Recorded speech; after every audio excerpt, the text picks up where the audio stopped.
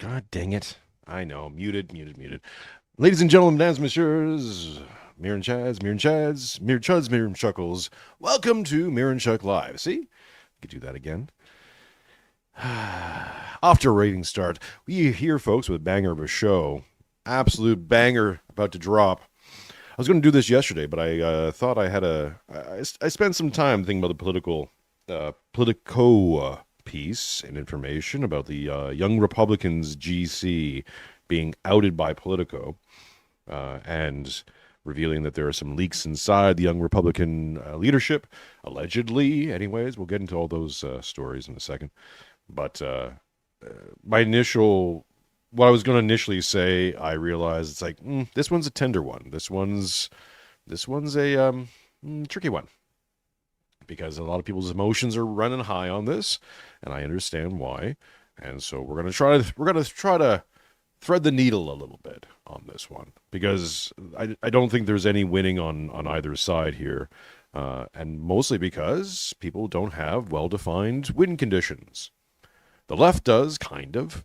The left's win condition, at least for the last little while, has been, or the progressives, if you want to call it that, has been to win power, gain power in any way, shape, or form, and hold it. Hold it indefinitely, forever and ever and ever and ever. For what reasons? We don't know. It doesn't really matter. It's just power is power. And once you have it, you can use it. And then if you use it, if the evil, soulless people start using that power, well, then you get evil and soulless results. And that's where we've been kind of circling that drain for quite a while. But the win conditions on the right have never really been well defined. Even the neo-reactionary sphere of things, it was reactionary to this sort of chaos, demonic influences of the left and degeneracies and all the rest of it. And the general prognosis was, well, we're going to reverse all that. We're going to get rid of that, and we're going to resubstantiate order, and that'll be good, and then we can go on with our life.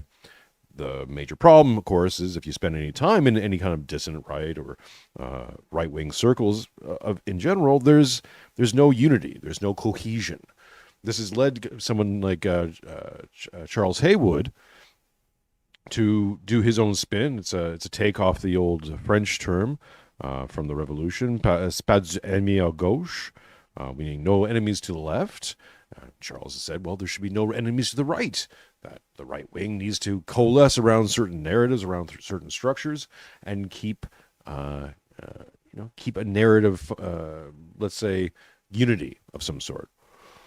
But that would require some sort of ethic or ethos, and that's been lacking because we all live and exist in this liberal frame. What the right wing seems to refuse to understand is that they are just as liberal as the left. It's just that they happen to have differences of opinion on how that power should be used and who should wield it and what should be promoted to children and all the rest of it. There's still some core decency, or let's say the leftovers of Christendom, still alive and beating in the right wing in general. And I would say all throughout the West. Almost no one wants to abandon all these principles entirely. There's a few out there, the destinies and all the rest of it, sure. But for the majority, and for the most part, most people will still go, don't attack the children. Don't abuse animals. As we're seeing with the Hassan Piker dog gate, the dog collar gate. I'm not going to spend any more time on that. It's too much slop. I really don't care what happens to Hassan Piker. However, just to keep this in mind, and something else I've said before on the show, when we get to academic agent Nima Parvini, although I prefer to use his Christian name, Norman. So when we get to Norman Parvini, we'll talk about more about that. But I said this in a previous episode talking about Norman, that Asmongold is far more based and is far more influential, and in terms of narrative power, has way more narrative power than Norman could ever hope to have, ever in his career. At best, academic agent, AA Norman, could maybe be who's the British guy? The next Piers Morgan. And I think that's what he's angling for. But that's about all he's ever going to be able to do. Just be sort of mushy, a mush center, maybe vaguely right personality on air. And God bless him. And if that's his career, good for him. He's got to feed his family. So, we're going to do a review and critique of Norman's new veer into attacking right-wing ideas. We'll review his videos. Always in this thing, people want to see the savagery, and I'm not going to hold back in the critique. However, I'm just going to be very clear here, just so, because I'm trying to be a good Christian here. I'm trying. I'm really trying. I'm failing all the time, but Lord knows I try. The thing I want to just, I don't know Norman. I don't know what his situation is at home.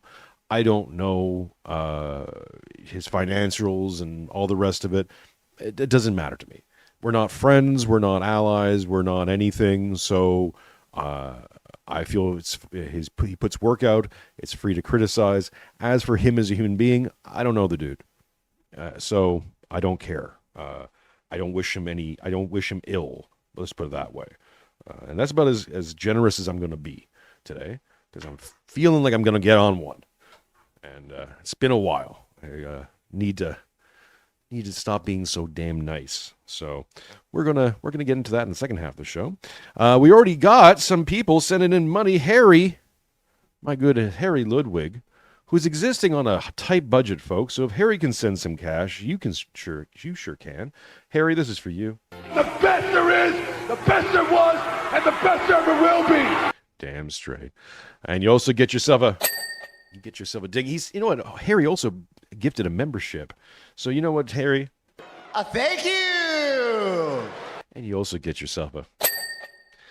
We also got, who else sent in some money here? We also got, and funny enough, it's not showing up on the mortgage fund down here. I'm assuming because that was sent before we started playing. But we got. Can I show this on screen? I don't think so. Still lacking that. We got Kenneth Wells as well, super fan of the show. Appreciate you, Kenneth. And you get yourself a. Thank you, baby. Damn well. Oh, and Harry, you sent 2 super chats, so you get this as well. Thank you. Send in your money, honeys, so I can keep on paying the bills, and especially the mortgage. I don't want to be living on the street. That would be awkward. Be interesting content, though, I think. Maybe. I don't know. See if it's live streaming from the beach. Horrible. All right. So, what are we going to be talking about today? We're going to let's talk about this political situation. So, it got released this week and I got to be careful about how I don't even know if I can share this screen on YouTube because of the language being used. Politico. Tut-tut-tuts. Apparently, see? This is also an indication, folks.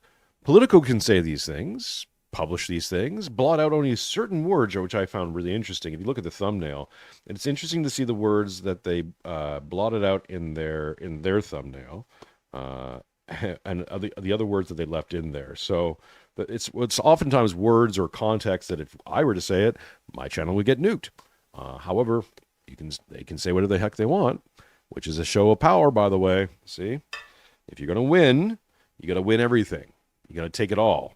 Because we are in war. We are at war. No matter what political side you're on, or you find yourself on, or if you're trying to be a comfortable centrist and ride this one out, I hate to break this to you, but we've been at war for a very long time. We have inherited this war, and it will possibly outlive us unless we actually do something. You want to know why birth rates have been collapsing? Well, birth rates tend to go down in a war zone. We've been in a war zone for going on at least about 80 years, as far as I can figure. Probably even longer if you really want to start it back before World War I. Even the baby boom, as it were, was just kind of replacing the massive population decline of World War I, Great Depression, World War II. It just kind of brought the numbers back to something that was somewhere on par where it was before World War I. Oops. Entire towns got completely, their entire male population got vaporized. Something we're seeing here in Ukraine right now, where they're lowering the consent age they're lowering the age of conscription to put on military age for active combatants. They moved it from 25 to 24. Next year, or by the end of this year, beginning of next year, it'll be moved down to 23. Expectations is by 2027, they'll be down to 20, which means that they're basically recruiting 15 and 16-year-olds to do advanced training. So right now in Ukraine, if you're below the age, 15 and above, you're probably being either taken off the streets and put into the military, or soon will be. They're vaporizing the entire generations. go watch me and Jim Jotras talk about this stuff. If you actually want to get analysis and not sit around for slop, well, we do try. So we've been in this war in one way, shape, or form for quite some time, and it's taking the toll. It's taking the toll on birth numbers. It's taking the toll on people's mental health. It's taking the toll on finances and just people's general sense of hopefulness, which is at all-time lows. The bitter white pill here for secularists is that you can fix that anytime you want by going to liturgy and talking to your priest and tipping your streamer, by the way. All these three things combined does magical stuff. The cumulative effects of the last, let's say, 120 years have been just sort of like the crash course of liberalism in general. This is where liberalism, all the ideologies have kind of come together in this new state of things, and we're watching that inertia start to take over. And so the bottomless pit of nihilism is yawning open, and many people are very concerned, but they don't know what to be concerned about. People are angry, but they don't really know where to direct the anger. Many people want answers, and quite often all they get are, sort of standard rote, what are we going to call it? Like, it's pablum. It's just, we just read off the teleprompter. It's going to repeat the same things. It's fine. This is what the markets usually do. It's fine. It's just the pendulum swinging. It's fine. Don't worry about it. Or be very afraid, or be very scared, or, black pill. It's just all to sap all your energy and keep all your attention away from things that actually matter, like your family, or building one, like getting good with God. Embrace it. So, do I share this on the screen? I don't think I can, unfortunately. I'll read a little bit of it. This is Politico. I love HH. Leaked messages expose young Republicans' racist chat. I'll go. Basically, if you read the Politico ad, it's pretty standard stuff. It's picking and choosing out of all these conversations that were going on for about 7 months. Again, I would love to read more of this. However, I think every single paragraph I would read, unless I do the whole, live censoring of my speech and changing to grape and all the rest of it, it's silly. I wouldn't be able to get through it. So essentially, is that the young Republicans, this group that essentially are training and financing and getting young people into politics in the political wings, getting them contacts, resources, all the rest of it. Catherine Whiteford, famously, is also a part of the Young Republicans. I think she's one of the good ones. But they had this GC on Telegram. It gets exposed. It gets leaked. We'll get to who likely leaked it to Politico, and Politico releases this, and the response was pretty standard. So this comes out, and the Young Republican leadership has to come out and say this. This I can share, I'm pretty sure. We are appalled by the vile and inexcusable language revealed in the Political article published today. Such behavior is disgraceful, unbecoming of any Republican, and stands in direct opposition to the values of our movement represents. Those involved must immediately resign from all positions within their state and local Young Republican organizations. We must hold ourselves to the highest standards of integrity, respect, and professionalism. And this is from the board of directors of the Young Republicans. Now, people read this, many people, Warren McIntyre, many others, and took aim against it, saying this, of course, is what the right does, right? Conservatives, instead of standing with each other and defending each other, turn around and throw the offending parties under the bus. So, people get offended by something, and the first thing the Republicans do is agree with them and get rid of the offending parties. J.D. Vance has come out with his own statement about this. And this is apparently a leaked messaging from the possible future Attorney General of Virginia, who's basically calling for political violence and the murder of children of one of his opposition, of someone in the Republican Party in Virginia. J.D. Vance says this is far worse than anything said in the college group chat, and the guy who said it could become the AG of Virginia. I refuse to join the pearl clutching when powerful people call for political violence. The leaked screen chat says you weren't simply asking questions, and you know it. I generally was. I wasn't attacking. I was trying to understand your logic. You weren't trying to understand. You were talking about hoping Jennifer Gilbert's children would D. And then the AG, possible future AG, says, yes, I've told you this before. Only when people feel pain personally do they move on policy. So, concerning stuff. Vengeful son, demonic activities. Basically saying he's totally okay with his opponent's children being attacked because he thinks she's a brown shirt, and all brown shirts are going to influence their children become brown shirts, so they must be eradicated. Root to stem.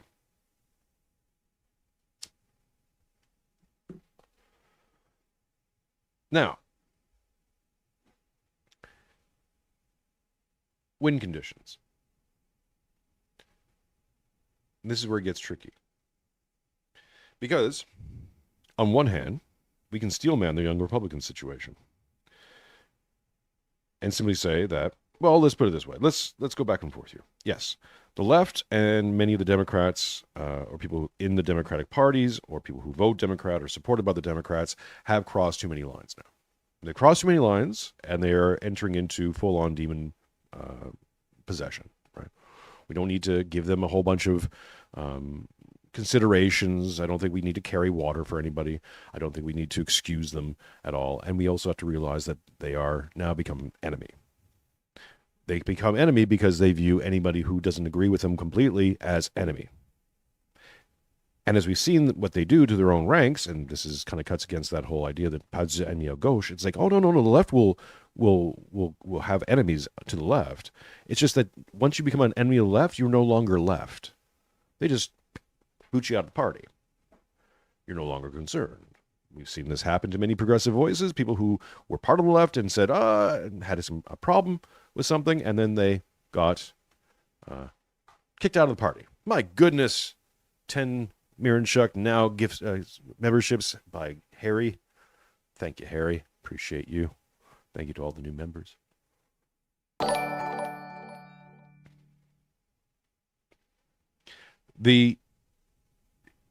So you were at war. And that means that people have to start acting like it. And I don't think that's really hit people completely yet. Both on the distant sphere, although many people have, kind of vocalized this, after the assassination of Charlie Kirk, I think that was a wake-up call to many people to understand that things have gotten really hot now. And they're going to have to start responding. But people are responding very quick, very slowly, and very predictably. Because most people have been used to being a commentary, reactionary. They comment, they moan, they point things out, they call things out. They call things out on the left and the right. Aren't they so great? Look, I do this. Anyone who does any content creation does this. It's what you do, right? But it doesn't lead to anything. It doesn't change anything. It's not acquiring power at all. The young Republicans and people who have been voted onto those boards, the young Republicans, are learning how to begin into a position of taking power. That would be what their win condition would be. You're in this group. That group's going to graduate into positions of political power, and they're going to go and chase that power to use it, to wield it. If you're doing this when you're in war, then loose lips in GCs can't happen. You can't have traitors who will sell out that GC to Politico. And you certainly can't have people inside those GCs acting as if this is a party. It's like a game. It's not a game. Or let's just put it this way. It's the game. You are playing the capital THE game, capital G. You got to play it to win it. When you're reading, I've been reading E.M. Burlingame's Eternal War. I hope to get E.M. on the show fairly soon. He makes a distinction between the game and the war. And both things kind of work within each other. But at the same time, you don't get confused of where you're at. So saying spicy things to each other and joking about these things and using that language, and that's all just kind of like, that's just dissonant language. That's just, GC talk from X groups. I'm in a bunch of them. Yeah, we say some words are used in certain GCs. I've just seen, I don't know, I've never been part of it, but I've heard tell, let's say, of language being used in certain GCs that would be, it was shocking. But hardly anyone in those GCs is vying or trying to run for political office or presenting themselves as a political wing, as an organization within a political wing that has to, on some level, appeal to the masses, to appeal to the center people who maybe want to like the Republicans, maybe want to like Donald Trump, but will take any excuse to say, oh, no, gross. This was the same basic advice I gave to libertarian parties when they were sharing the meme of the daughter crying at her father's funeral, Liz Cheney crying at her dad's funeral, and they're like, ha ha ha, because they're evil. I'm like, ha ha ha, this is gross. This reads bad. So when you're saying spicy things in GCs, not that they should have been revealed, not that they should have been betrayed by their own organization. No, and we'll get to that in a second, because there is a bitter white pill here. But if you're at war, you got to start acting like it. Loose lips sink ships, and that's got to be realized from the entire hierarchy, from the top to the bottom. JD seems to get it, because what he's basically saying here is like, yeah, look, there's way worse things being said by way more serious people who will wield way more serious political power than the younger Republicans would do at this time. That's way more concerning for us at a minute, right now. And he's right, because JD, I think, understands they're at war. And every single misstep and every single kind of misfire of narrative costs you something. You're giving the enemy something that it wants.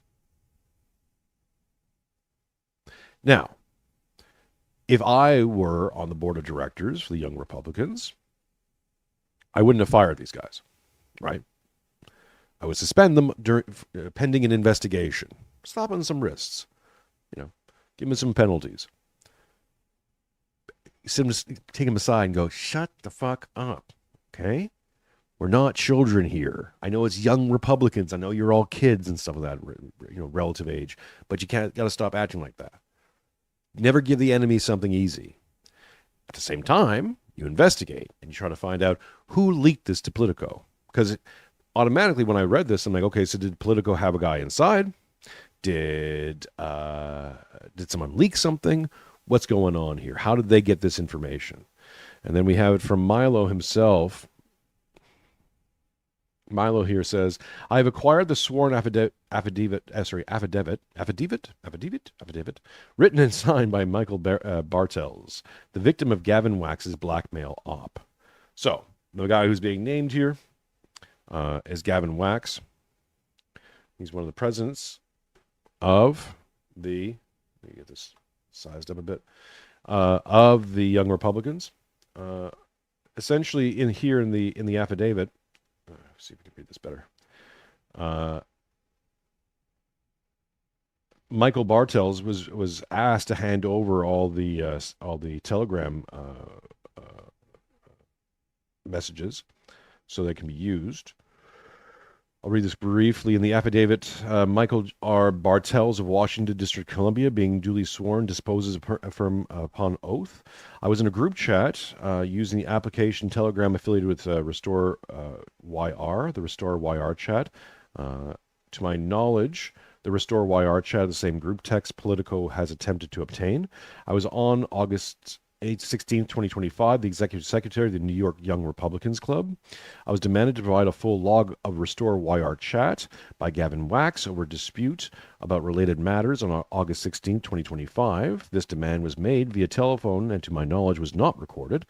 When I was attempted to resist the demand after providing some of the required information, Wax threatened my professional standing and raised the possibility of potential legal action related to an alleged breach of non-disclosure agreement. My position within the New York Young Republican Club was directly threatened. After this conversation, when I did not provide the logs, I was removed from access to most communication channels, leadership chats, and my email. Mutual contacts also began to receive alleged details on my personal life from Wax, et cetera, et cetera, et cetera. So, who is this Wax character? Is the question. And I'm going to actually do something that's a little bit out of character here. I'm actually going to probably agree with Nick Fuentes for a second. I know. Strange times, my friends. Strange times. Because Gavin Wax is a New York-based conservative activist, commentator, columnist, and operative. He serves as the 76th president of the New York Young Republican Club, the oldest and largest youth group within the blah, blah, blah, blah, blah, right? So he's a president. You might ask why Gavin Wax is doing all this stuff. Well, we can get to some speculations. But here's what Nick Fuentes has got to say about it.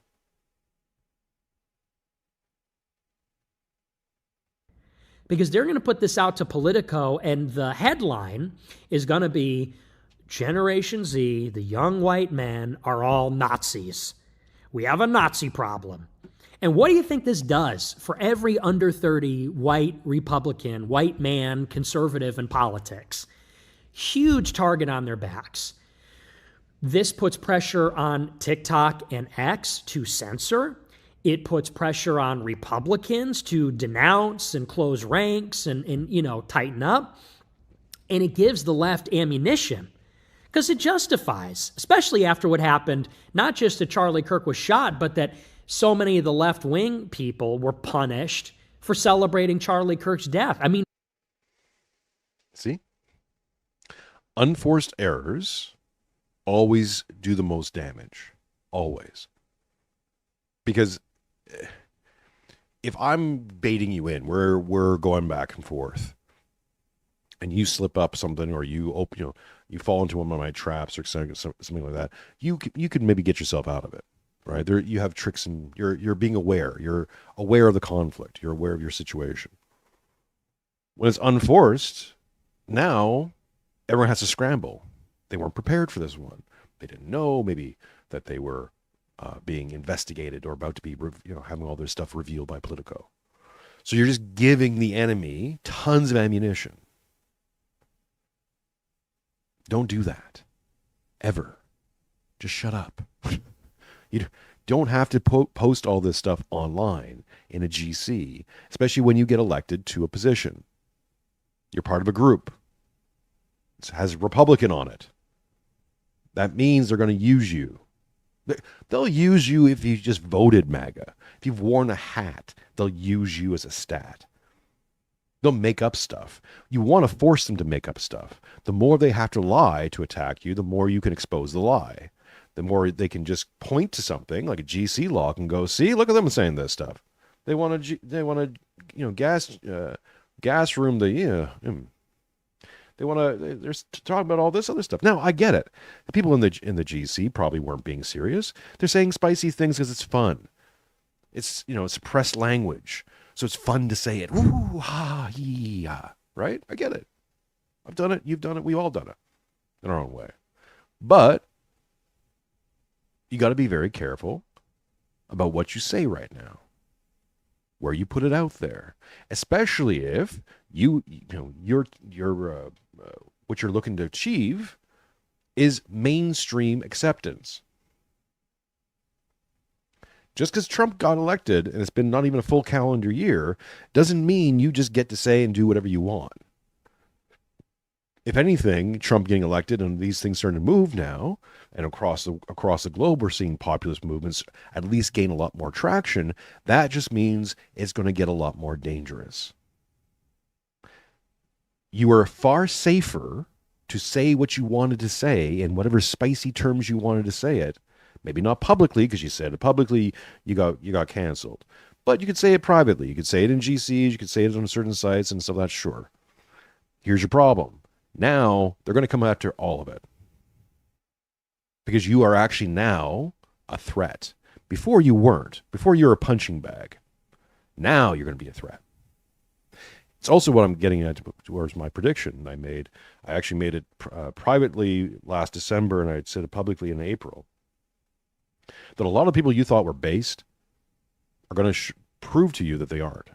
Going to suddenly show themselves to not be all that based. Partly it's going to be their own defense, their own OPSEC, right? That's reasonable. The other part of it is they never really were based to begin with. They were doing the fun thing or the interesting thing, or they found a vacuum in content and they were using it. And as soon as they understand that now it's gotten serious, they're going to flip a switch and say and do whatever they need to do to either get protected or get accepted. Validation. Because at the end of the day, it's all about acknowledgement. Acknowledgement and validation. Acknowledge me. Read the room. So if this Oops, my audio's gone out for some reason. Hang on. There we go. story is true, then that means Gavin Wax is a traitor to his generation, to young white men, to right-wingers, to free speech, all of it. And of course, it should not be lost on anybody who Gavin Wax is. And, listen, I've talked to Gavin Wax before. I think I have. I'm not a fan of the guy. And, people have said, he likes you, he wants to meet you, this sort of thing. But at the end of the day, guy's Jewish. And not only that, it's not just that, okay? Which is, people might say, well, he's part of the Zionist Organization of America. Isn't he sent up to be in the World Zionist Congress in some kind of position? The guy's deeply embedded in pro-Israel politics. That's no coincidence. Think about the time and place. He's from New York City. Just put this in context, too, especially about Zionism. We talk about this liberal frame. Zionism is inside that liberal frame. It's a formalized ideology of liberalism. It still rests on the same tenets of liberalism. Nominalism, individualism, nationalism even, materialism. All these things that predicate the frame, that basically are the foundations of the frame, Zionism falls into that as well, right? Just different percentages, different levels of spice. That's it. So, and I've said this too, is that Zionism is now becoming the last holdout ideology of the 20th century. It's evolving into this new thing. I don't think it breaks the frame, but the thing that's going to replace all these ideologies, I think, is going to be a shibboleth. It's sort of a combination of all the ideologies into one. It's into one pure frame. We're not post-liberal, and we're certainly not. Liberalism isn't dying. It's evolving into its final form, which will be a totalitarian, authoritarian form of the frame. Before it was sort of like just suggested, you could be liberal. Please be liberal. It's nice to be liberal. Everything is liberal, but just ignore all that. Now it'll be very, very, very clear to people that no, this is liberalism, and you either are on board or you're off to Gulag. Bye-bye now. Permanent Siberia. This is the threat of digital IDs and panopticons and all the rest of it. Because what's going to get substantiated in this is pure ideology, or totalizing of it. And Zionism is just part of that. It's not distinct. It's not different. It's not set apart. It's simply one node inside of the frame. Don Browning, nice to see you. Help me hit that goal, folks, over on YouTube. We hit that goal tomorrow. I will do a power washing stream while listening to a little bit of Tucker Carlson and Alex Jones. My goodness. Talking about global death cults and all the fun stuff. I'll play that and play some power washing and do some commentary. So let me hit that goal, and I will make sure that happens tomorrow, Friday. Jewish, president of the New York Young Republicans. He's sent up for a position, I think it's either the ZOA or the WJC. I'm not making that up. He's either a delegate for the ZOA or the WJC, or the WZO, World Zionist Organization, or Zionist Organization of America. I didn't do my research before the show. And this was something else that I saw earlier, either this year or last year. Yeah, the bagel influence is always there, Harry. The thing is, and this is what I keep trying to get through to people, it's not just the bagels. Even Zionism, as an ideology, is not purely bagel. It certainly benefits them. It might have been even invented by them to benefit them. Sure, no problem. But it's not just them, right? Zionism can apply to anyone at any time. There's Zionist Christians, there are neocons who are Zionists, there's many people who are not bagel and very much a Zionist and doing the work of a Zionist because it's an ideology. This particular one, it's a very odd one. It's a mutated form of let's say, classic liberalism. But it all goes back to the same roots. All of it. And if you want to defeat it, you don't just defeat the bagels. You don't just toss them out 110 times because they're gotten a little stale. No. You got to destroy the fundamentals of the ideologies themselves.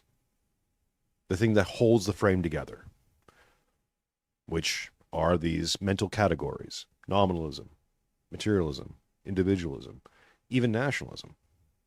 We're going to get to that when we talk with Norman, or listen to Norman talk about nationalism, because he's spoiler alert, I'm actually probably going to agree with Norman quite a bit on certain things. Because theoretically, yes, 100%. We can all be in agreement. Practically, however, there's a big fall off. And this is why listening to academics is a disease.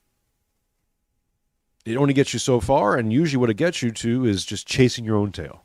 It's just, they're an offshoot of the merchants of despair.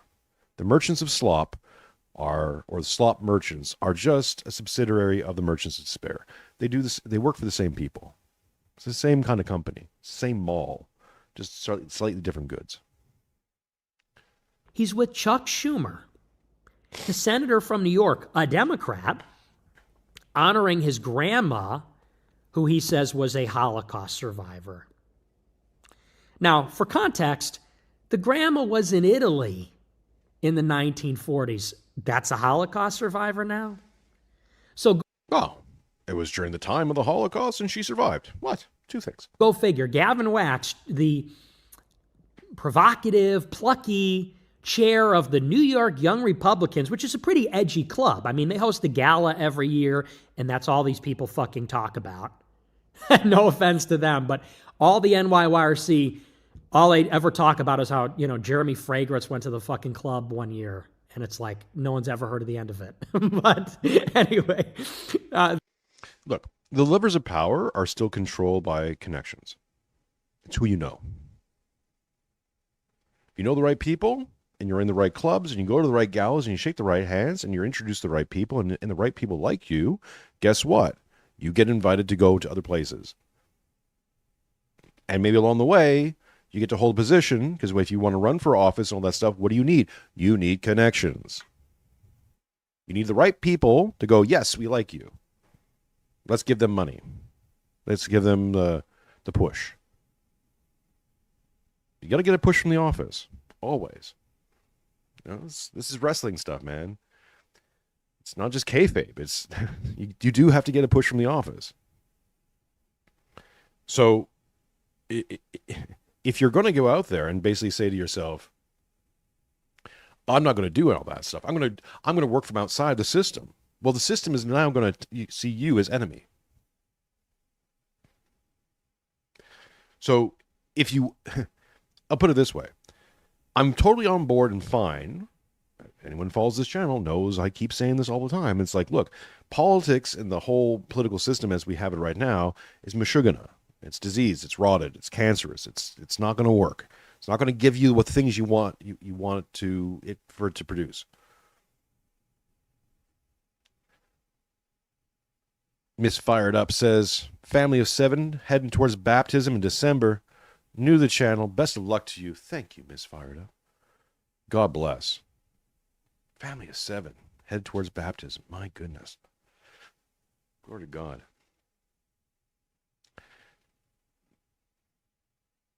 But I can say all that. We can say that being in the system is no good. The system itself is no good. However, it still exists. It's the system that you got. So sitting outside there going, oh, we're going to go do this other thing. It's like, okay, well, good for you, but it's not going to work. You're going to get nothing done. Zero. You'll be a commentator on YouTube. Congratulations.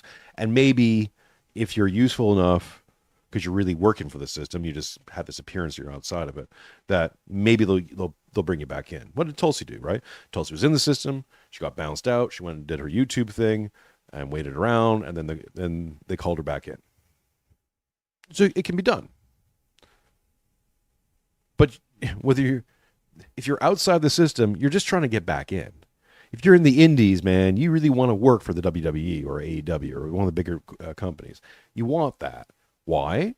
Because that's exposure. That's validation. That's Acknowledge me. every single time.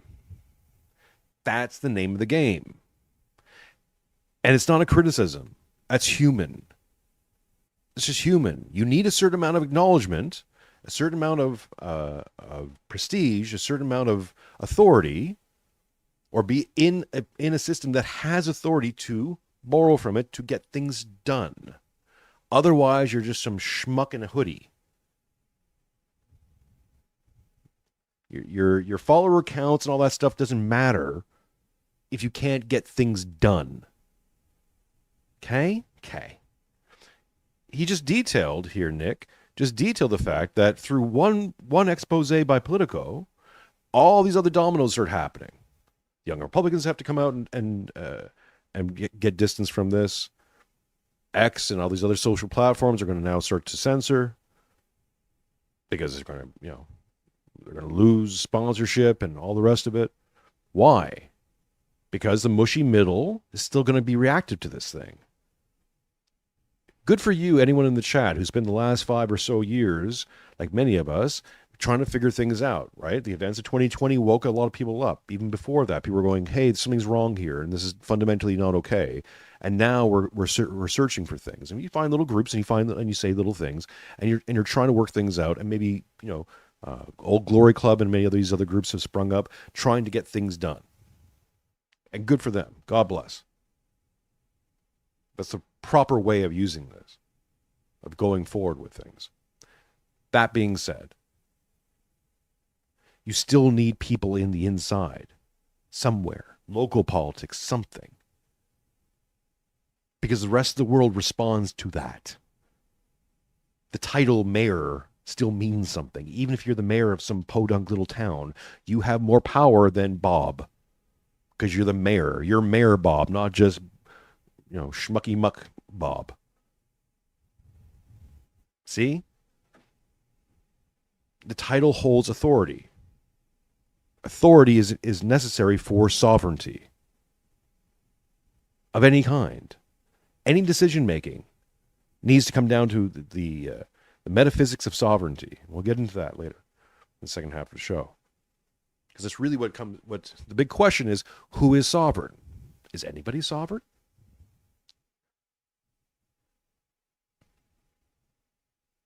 Whatever term you use. Is sovereignty still allowed within the liberal frame? I would argue no. That anytime you say the word sovereignty, it's an empty term. It's a word concept fallacy. Sovereign is he who chooses the exception. Well, who are the exceptions? Really? If the end result is always the same, and that is what they're all shooting for in one way, shape, or form, it just matters how it takes shape. If you get 15-minute cities in 20 years, whether it's from a Republican plan or a liberal plan or a Russian plan or American or Israeli or whatever plan produces it, you still get it. That's what you still get. Maybe it's done in a form that you can find acceptable. Congratulations, but that's what it is. See? Or digital ID or any of these other things that are big spooky things. They are concerning because they're being invented, propagated, and instigated and institutionalized, let's say, by very bad people, generally speaking. Not your favorite guy. I'm talking about the other guys, sure. But you get what I'm saying, right? Let's do a little bit more, Nick, and then we'll get to Norman. That's kind of like an inside joke. But so he's at this club. It's a pretty edgy club. Like Steve Bannon goes to their thing. Some of the rhetoric's a little edgy. And he's with the Senate minority leader, former Senate majority leader of the Democrats, another Jew from New York, Chuck Schumer, honoring his grandma, who he claims was in the Holocaust. She's okay, anyways. Yeah, we get it. Jew. Right. The issue is this, really. Why did this Wax guy, Gavin Wax, why did he leak this to Politico? Why? Was the language really all that concerning? Was the positions all that really outside the box? What's going on? What Gavin is concerned about is appearances. And he wants a certain kind of appearance. He might be a double agent. He might be sent there to basically undermine the entire organization. It could happen.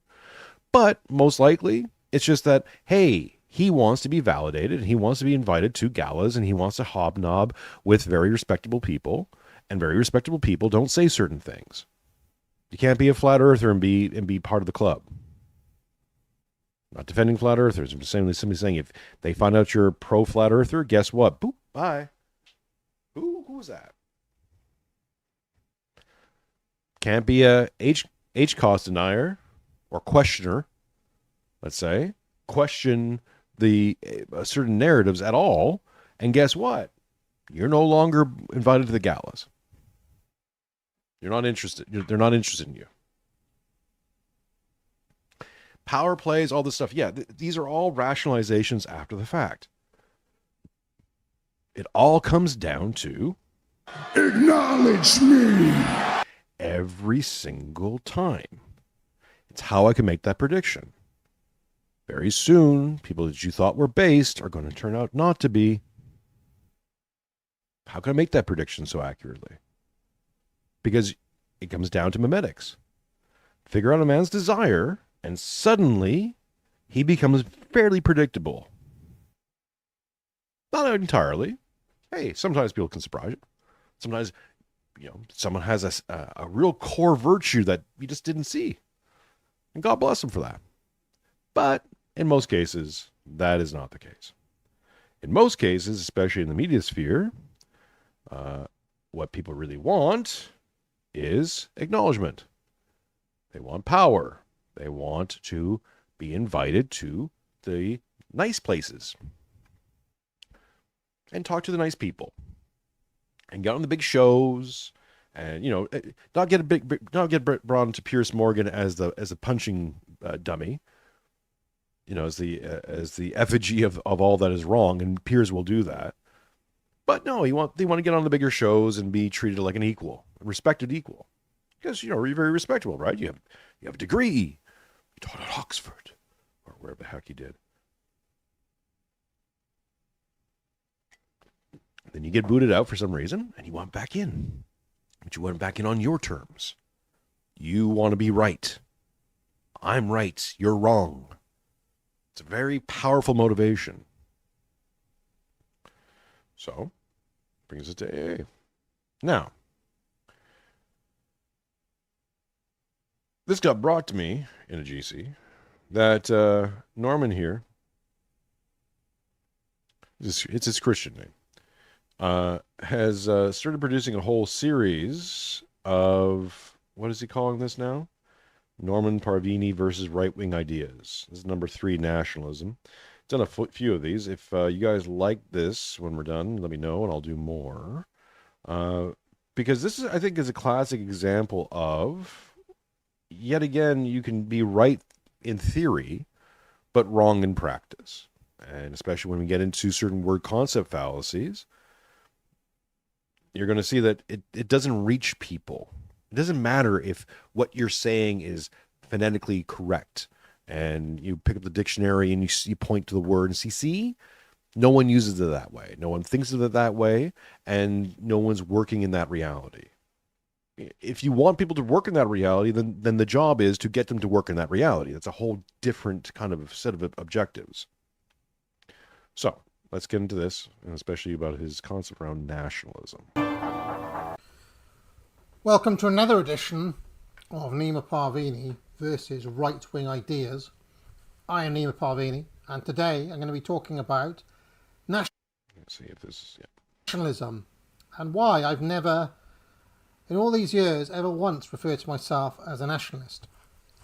I have here a book by John Mearsheimer called The Tragedy of Great Power Politics. Now, again, I'm going to be trying to be as fair as possible. I also have never considered myself a nationalist.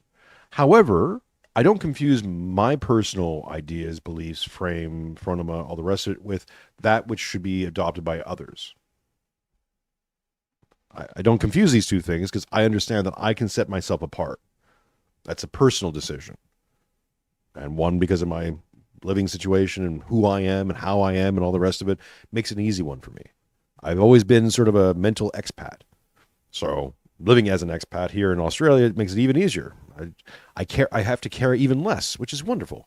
But I make also no mistake that just because that's my frame, my way of looking at the world and living, that it should be everyone else's. That'd be silly. You don't be like me. Bad back. Ugh. Constantly irritated. It's not fun. Note that he doesn't call it tragedy of power politics between nations. That is because all of... Yeah, he doesn't call it a whole bunch of other things too. Let me know if the volume's okay on this, because it's coming through a little low on my end. And I can probably boost it. Hang on a second here. Let's boost the volume a bit. The powers he considers in this book were or are empires. All of these books I have behind me are the histories of empires. This is such a snaky tactic. It's snaky, right? It's a wiggle out, right? I don't call myself a nationalist. I call myself an empiricist. Oh, good for you. Do you live in an empire currently there, Norman? Do you really? Is the British Empire still a thing? I say it is, but you're free to disagree. But so he's going to say the American Empire exists, and the Russian Empire exists, and the Chinese Empire exists today. It's a heck of a statement. None of these countries would ever admit to or have ever claimed that they are an empire. They do claim that they are nations or republics or something like that. If you're going to claim that an empire is simply a large, let's say a large region with many different sub-regions included in it that are all subservient to the main region. So let's say in Russia, well, you have Chechens and many other groups who form part of the Russian Republic. Fair enough. But then that could apply to many places. Canada would be then an empire, if that's your definition of empire. Large landmass, many different groups, and language and ethnic groups, the French and Acadians and many others, natives, etc., all held together under one dominion, right? It's called the Dominion of Canada. So is that the Empire of Canada?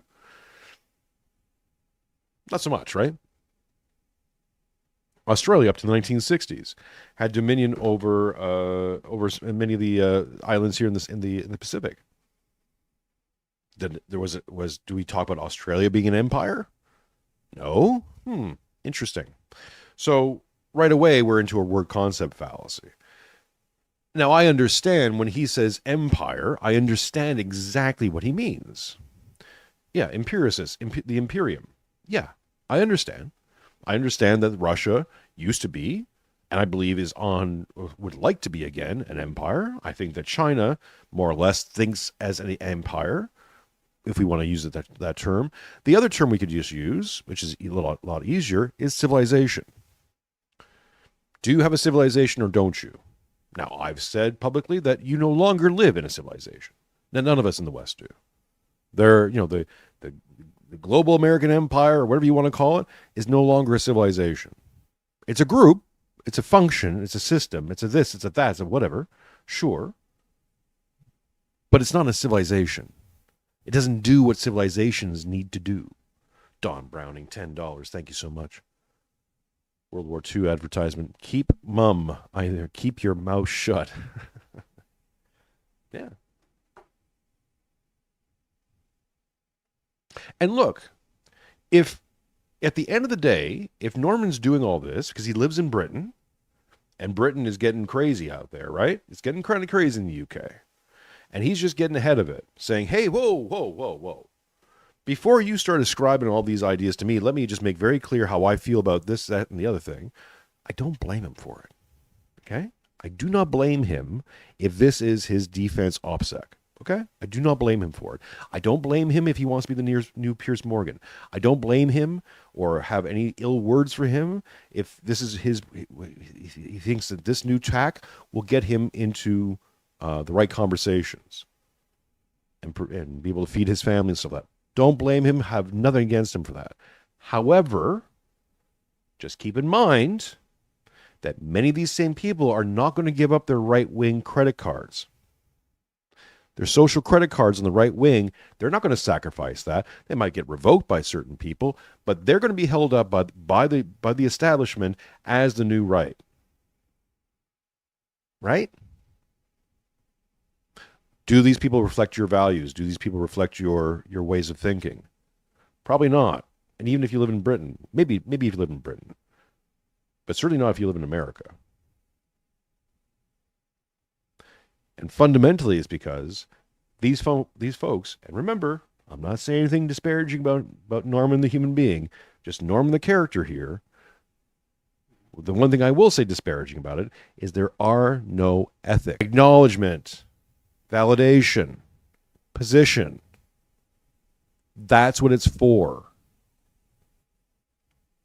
So watch if you want, but keep this in mind. Because the history of the world is the history of empires. Before I get going here, pick up a course at the academic agency. Promo code SHREDDER gets you 25% off.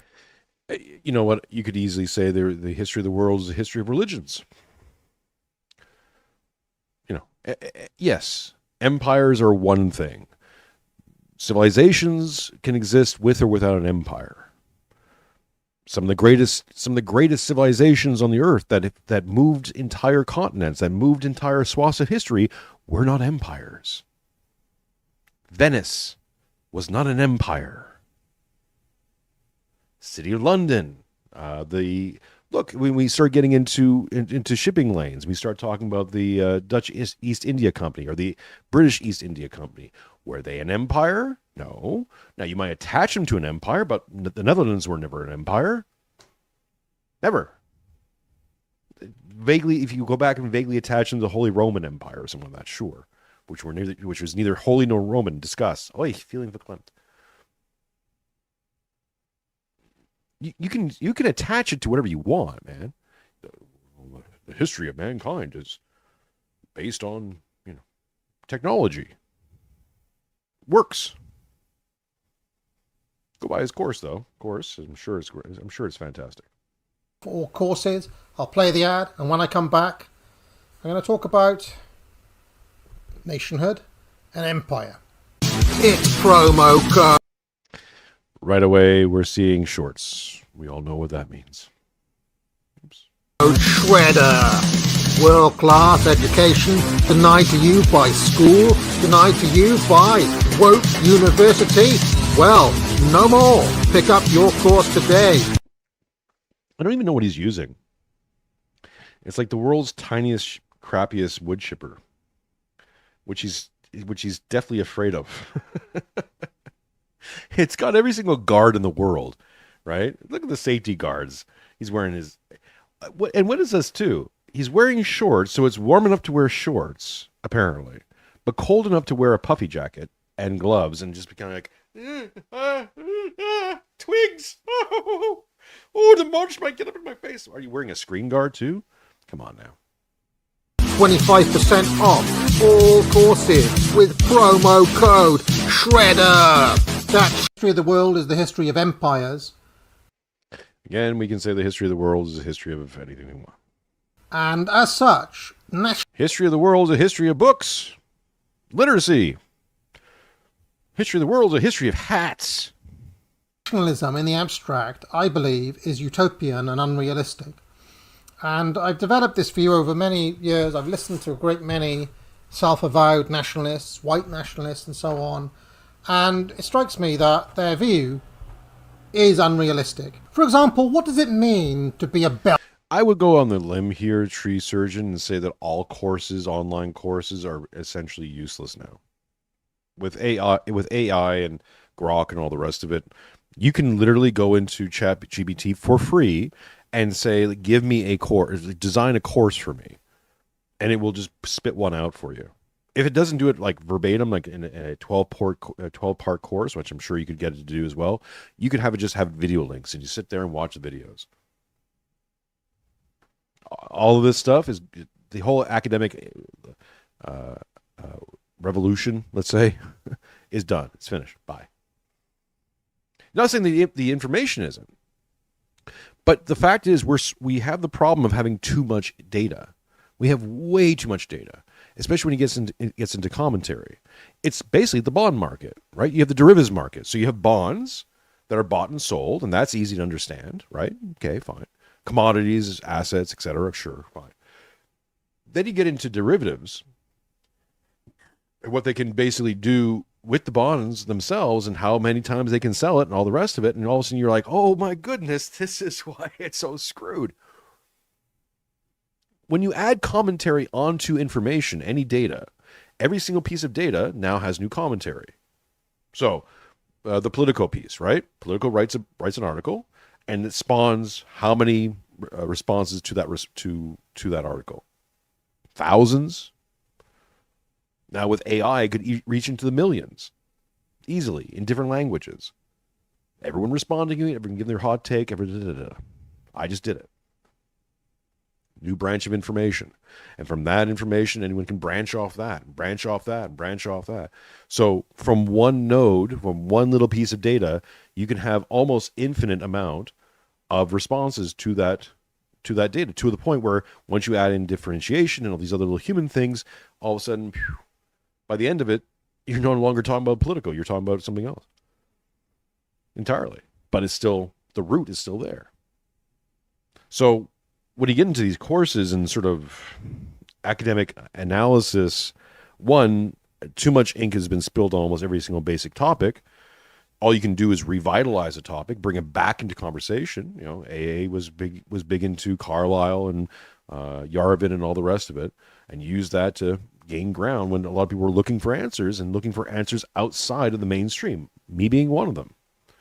Certainly, I still am. The thing is that all my searches led me to orthodoxy, and once I once I got to orthodoxy, I'm like, I don't have to keep looking. I can keep examining and utilizing and using my developing phronema to examine the world and produce content and discussions for you fine folks. But I don't have to keep looking for where are the answers. It's right there.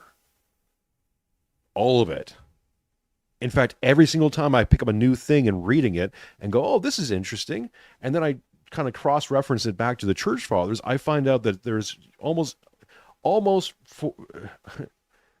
for certain, there is a church father from 1,000 years ago or whatever who said this exact thing, who discuss this concept or who, utilize the Christian frame to predict these kind of outcomes to a T.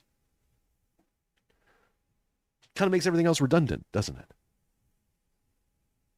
So, Norman here is going to try to make a distinction between empire and nationalism, the idea of nationalism. Now, I happen to agree here that nationalism is born out of that post-Enlightenment and exists in that liberal frame. Don't talk about empires anymore. Empires require monarchs, also require religions, also require distinct and permanent regions and peoples that are defined. The in-group is always the in-group. Rome had a very clear idea of who Romans were. And when they stopped having a clear idea of who Romans were, Rome fell apart.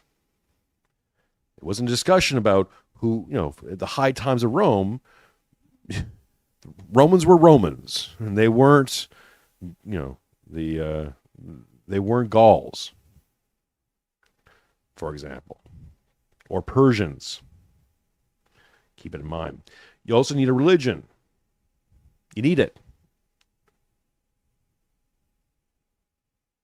Religion, in whatever form it is a repository of tradition. It is how we keep and record tradition and make tradition live in the present and carry it out in the future.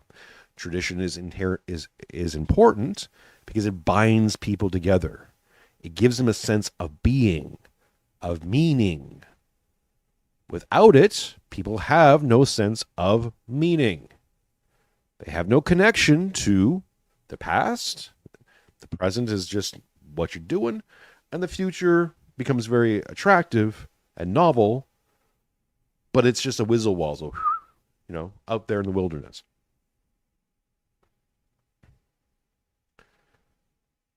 It's a seed of anxiety, depression, nihilism.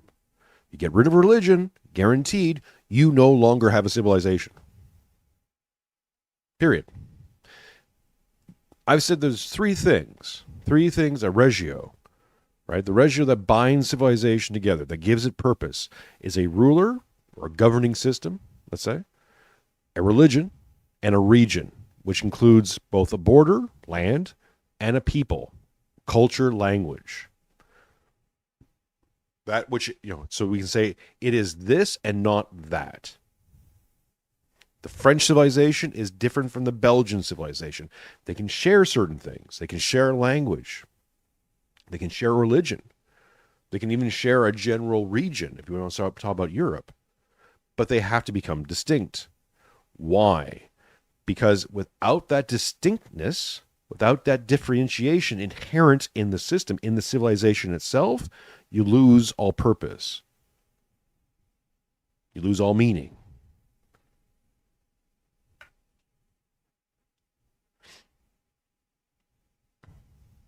Someone's saying here, AA may be just going this route to protect his family. Yeah, I've covered that before. Yeah. And, honestly, if that's the reason, then I've said it before. I'll say it again really briefly. This is not a criticism of Norman, the human being. I'm only criticizing what he's putting out there as content. I don't know the man. I don't know why his I have no insight on his life or his thinking or anything else like that behind the scenes. I only can address what he's putting out there. So this is what I'm doing. You got an inside track on him? Share or not. I don't know. Whatever. Belgian nationalist. And the reason why I'm interested in this, sorry, really briefly, the reason why I'm interested in his public positioning is that it's, one, proving my prediction to be true. So, me, I'm right. I'm right, you're wrong. The other thing is that it does change things, right? He's got over 100,000 subscribers. He's very well respected in certain circles, in the dissident right and all these other circles.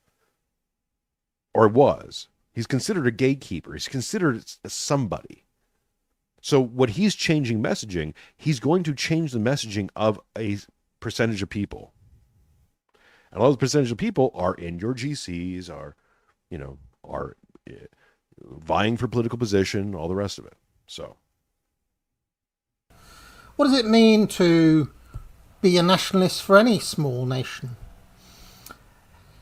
I would argue that today you can only really be a nationalist for the American Empire, which basically means being a neocon. You can be a nationalist for the Russian Empire, which means, supporting Putin. You can be a nationalist for the Chinese Empire, which means getting behind the Communist Party of China. But all the other states really do not have a realistic right to nationalism. Any quote-unquote nationalism is afforded by another great power, such as, I would argue, Ukrainian nationalism. that's nonsense. The Ukrainian nationalism, Ukrainians decried their independence of the Soviet Union when the Soviet Union fell. They did in 1991. Now, speculation, big time speculation, is that the British got in there and supported Ukrainian nationalists. But to be clear, Ukrainian nationalists and the Ukrainian nationalisms from the Bandera kind of ideas, that was still always a small subset within the greater Ukrainian political body. I was a Ukrainian nationalist for a long time. I rubbed noses or rubbed shoulders with serious people who, wanted Ukraine independence and sovereignty above all else. I was in those discussions. So yeah, and I had discussions with people that just kind of put me off early on in my life about anarchy or anarchists, because you start talking to these people and you're like, wow, okay, you guys are a bit crazy. And that's really what was the foundation, the raison d'etre, the ideology of Ukrainian nationalists going back into the mid and late 90s, probably early 2000s, probably even today. It's morphed, but originally it was about ultra anarchism. They were anarchists. Black flag wearing anarchists. Basically, that group that's now split into Azov and Antifa. You follow those tracks back, you get right back to anarchists of the 1990s. All of them. They all share that same ideologies. See? So the problem with nationalism is, in its current frame and how he's using it, is that nationalism is an ideology onto itself. It's basically a storefront for a operating ideology behind it. Now, the operating ideology might differ. Each nation might have a differing set of idealistic ideals. Classic liberalism, anarchists, communists, fascists, right? Socialist, sure. But that's what it is, right? The Belgian nation. So if you're a Belgian nationalist, what you're really doing is you're projecting your own preferred form of ideology onto the state. And you're saying in many cases, what you're saying is the current state ideology is not serving the people. And you make that distinction because it's a nice little selling technique.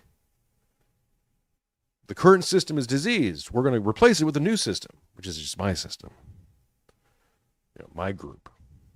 We don't like the socialists, we're going to replace them with the fascists. We don't like the fascists, we're going to replace them with the socialists. We're just going to brand them. And in many cases, yeah, fundamentally, the current system might have a set of ideologies, or might be able to be reduced to an ideology. But quite often, when we're seeing this in Europe, and why it's being attacked by the extremes, by people who have an actual definable ideology, is that Europe got into too much mush, where you couldn't define what is the European ideology. Vague socialism, something. And why because of this sort of mushness, and now that it's being attacked by discernible ideologies, it now gives the Europeans the excuse to move into authoritarianism, which is the final form. And authoritarianism is not coded into one set of ideologies, right? It's not just liberal, it's not just the right or the left. Anyone can be authoritarianism. Anyone, at any time. You just decide to go, you know what? We're going to squash everybody. And that's what's happening. Clearly funded and fostered by... Buy my course. I should have a course. No, just buy my course. That's it. Whatever.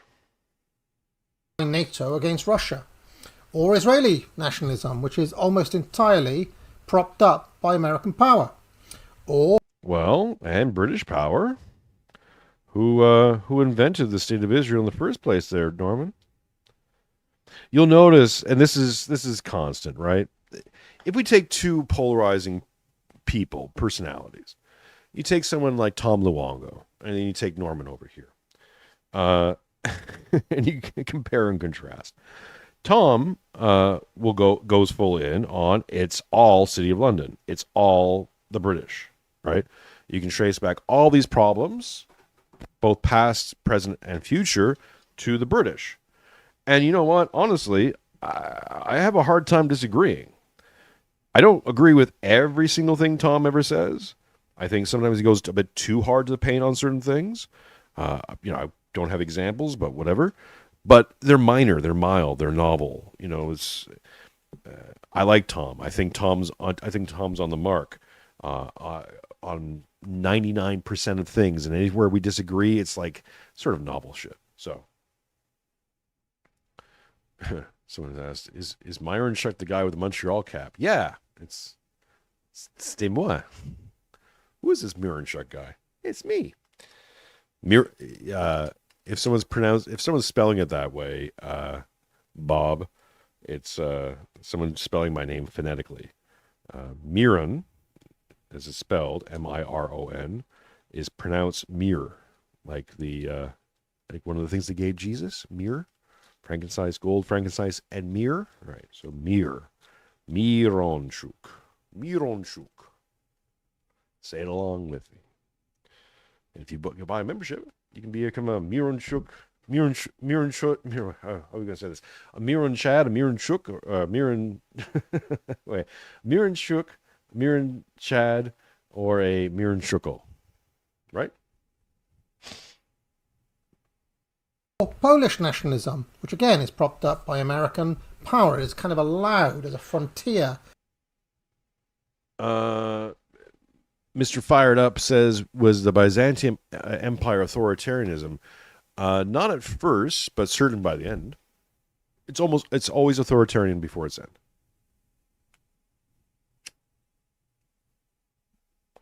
Let's put it this way. Legalism, you need laws. Laws are fine, right? Laws are a way to discern when punishments and judgment have to be meted out.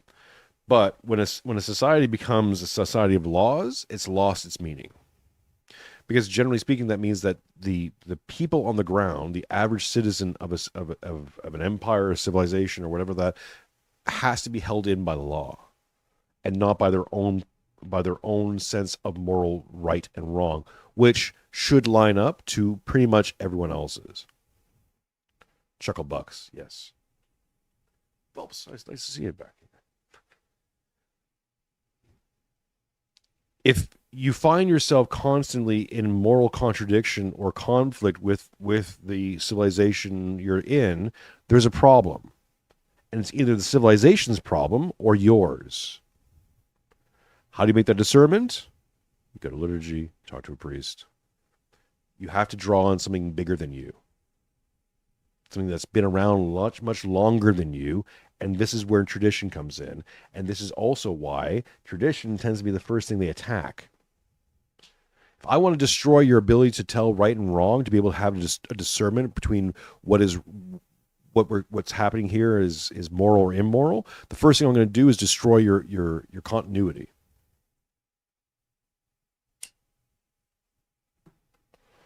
And call back, and only call it back a la carte. This is what the academic does. The academic will reach into history and go, I like this, I like that. Oh, look at Carlyle. Let's highlight this. What they fail to understand is that Carlyle, especially if we look at his work on heroism, Carlyle is calling back to tradition. He's trying to be a node within the stream of tradition. He's not trying to be a part of it, be separate from it. He's trying to connect people to it. And that's vital. It's important. Mr. Fire Up says that makes no sense. What makes no sense? Let me know.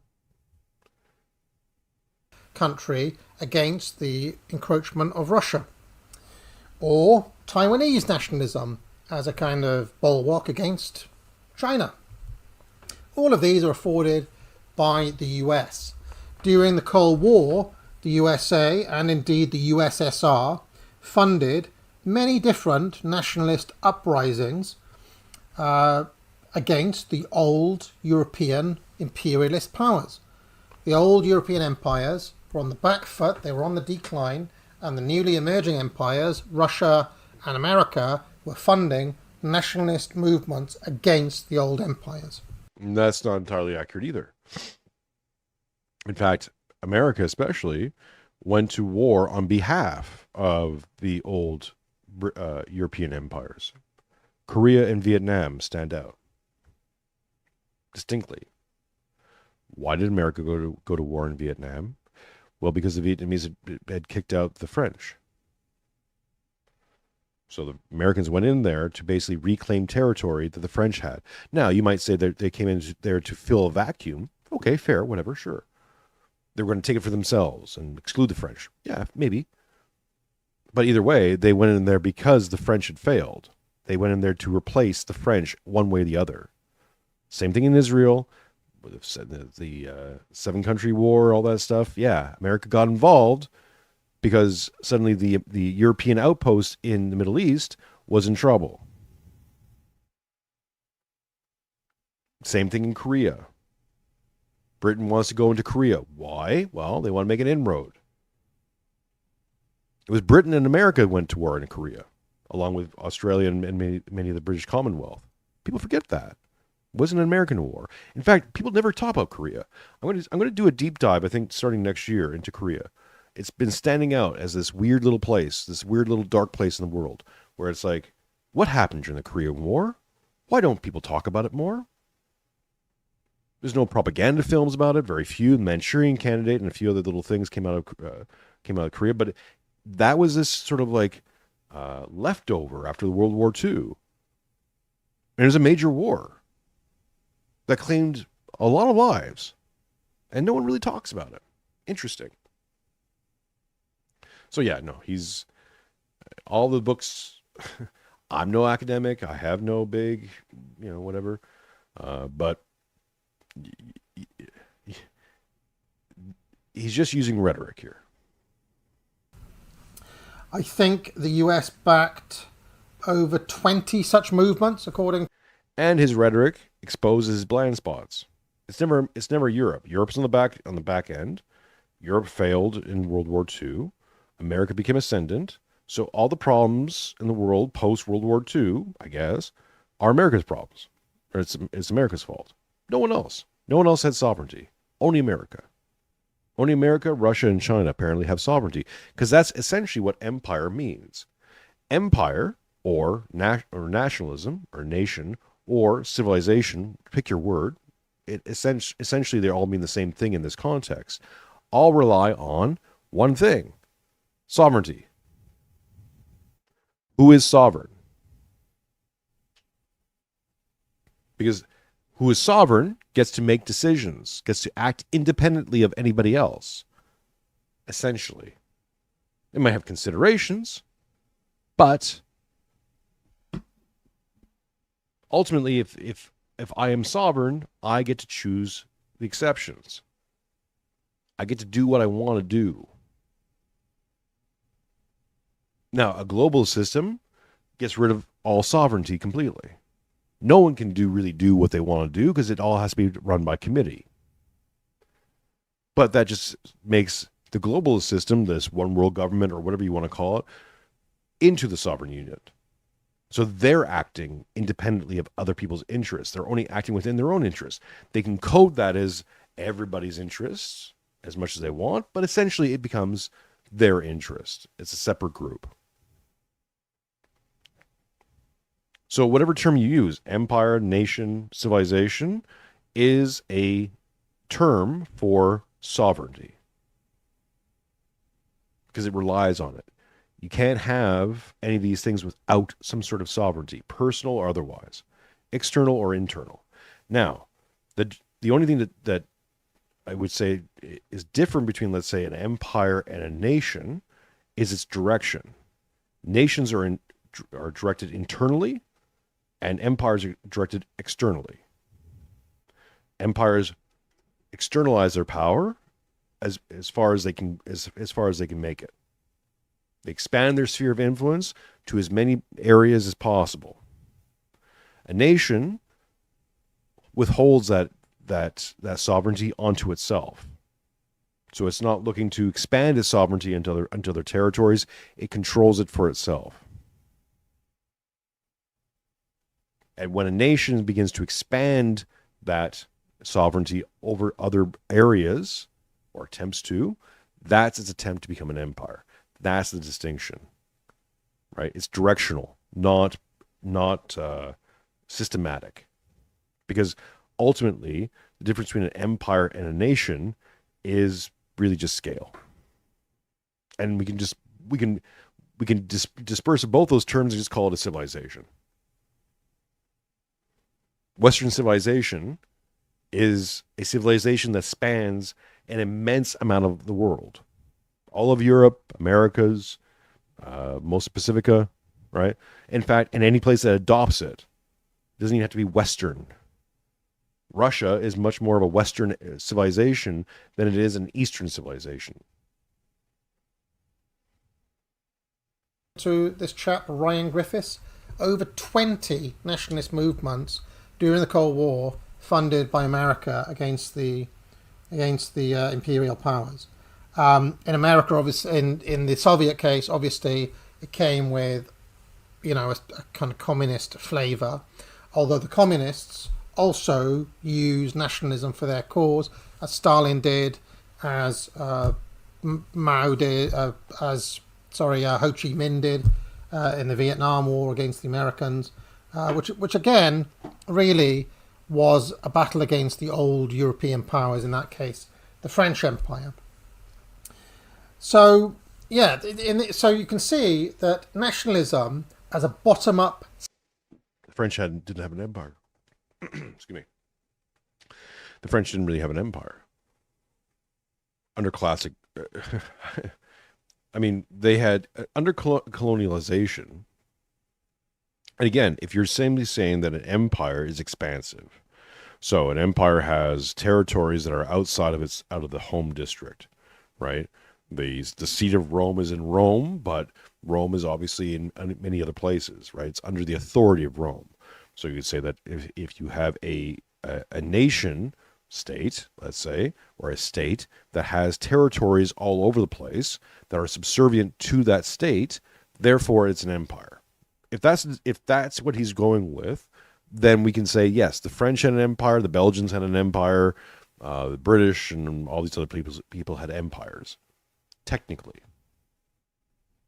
But that's really not what we would say when we talk about Byzantium or Rome, or we talk about even the British or American empires, if there are such things or were such things.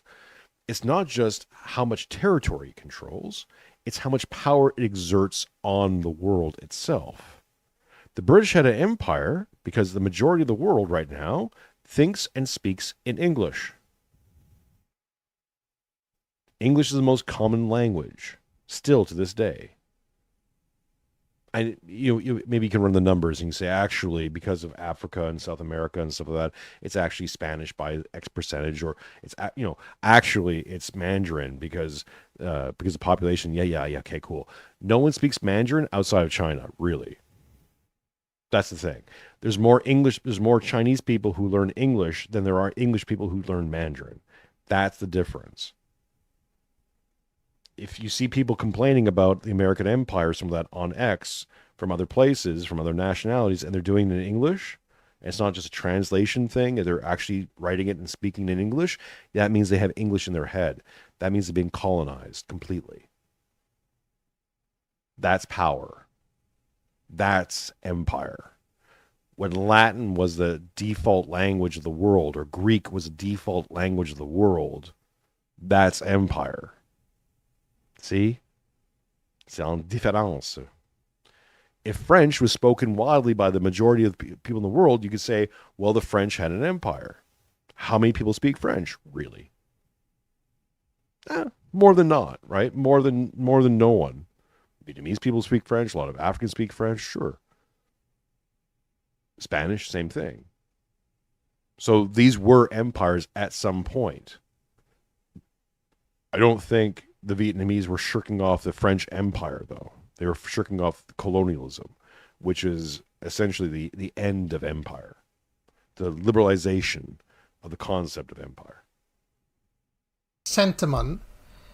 It's not. I wouldn't say it's a delusion. I would say people do feel nationalistic. They do feel pride in their country, but often that is indulged or that is played on by elites for a specific purpose and a wider geostrategic purpose.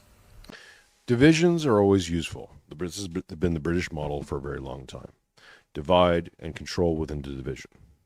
It's why I think that Charlie Kirk was assassinated. The people who did the pew-pews was City of London and used Azov. I've detailed this in past shows. Go check those out. Buy membership. They're in the membership portal. $2. It's easy. I won't really waste too much time talking about that. But the reason is that when you see division and control through division, that's a British tactic. Not saying other people couldn't do it, but that's a classic hallmark of the British. So when you see those things erupt, Middle East and many other places, even there in America, right? Left versus right, all this kind of discord, that's a British tactic. That's an Anglo tactic. Just is. Okay? The cauldron is a Russian tactic. Tactic. Ooh, two beers and getting saucy. We could ascribe certain things to certain nations and so, yeah, sure. But that's also a British thing. Malaka says, I would say the British learned it from the Spanish. Sure. Okay. But for the last 400 years, that's been a British tactic. And they've excelled at it. If they learned it from the Spanish, they took it to new aims, to new heights. And essentially here, AA is not saying anything here. Like, there's nothing here that's actionable. What are you going to do about an empire? Because the question is really sovereignty, personal or national or group preference. When you say white nationalist, really what they're saying is they want sovereignty for this group. Black nationalists, Islam nationalists, whatever, right? They want sovereignty. They want the right to determine and make choices for this group. That's what that comes down to. When every time you hear nationalism, just think sovereignty. Either you have it or you don't. But if you don't, you want it. It's like leverage. So you gain leverage in order to obtain sovereignty. That's the win condition. There has to be the win condition. To tie it back to what we started off with the show about. I don't know. If I was part of the Young Republican Leadership Committee, I would basically be saying, look, we want sovereignty. We don't have it. We don't have the ability to do what the left is going to do with this political piece, back to the left. Hassan Piker is going to be brought down by shocking his dog, not by his political positions. Okay? He's already losing real support because of a dog, a mistreatment of an animal, not his political positions, which is a bitter white pill. Again, that shows there's some decency still beating the heart of the West. Sometimes we're just going to make a hard stand and go, nope, no children, no animals, man. Thank God. But that's if Hassan Piker gets brought down over a dog, how delicious will that be? And also tell all these people, it's like, look, man, you ain't got nothing. All your courses and all your fine thinking and your theology and your theory, and all your high-minded positioning don't mean nothing, because what really brings a guy down is mistreatment of an animal. And who's been front and center on this is Asmongold. Patriot Gold, as Matthew Erickson has talked about. Who's way more powerful than Norman will ever be. Ever. And here's the reason why. Asmongold has built and developed a multi-million subscriber and viewership by being authentic. I've watched Asmongold's, let's say, worldview change as the world's changed, as it changed for me and many others. But it was authentic. He went through different periods. It wasn't just to get views. In fact, he risked a whole bunch of things. He put it on the line. That's why he's more effective. People respond to authenticity. And I know I've seen this in the chat, and I'm sure, I guarantee you, we're going to hear about the defensive AAs, that he's playing a character, he's playing the heel, he's doing a heel run, and he's going to come back as a babyface, right? This is all part of his plan, this is all part of his game. If that's true, it's still damning, because it means he's playing a game. We're no longer in a game. This is a war. It's not time for bobbleheads in the back and all that stuff. That time's done. It's over. It's finished. The Charlie Kirk incident should really ratify that in your brain. It is later than you think. Hasten, therefore, to do the work of God. Get it right. Now. At a minute.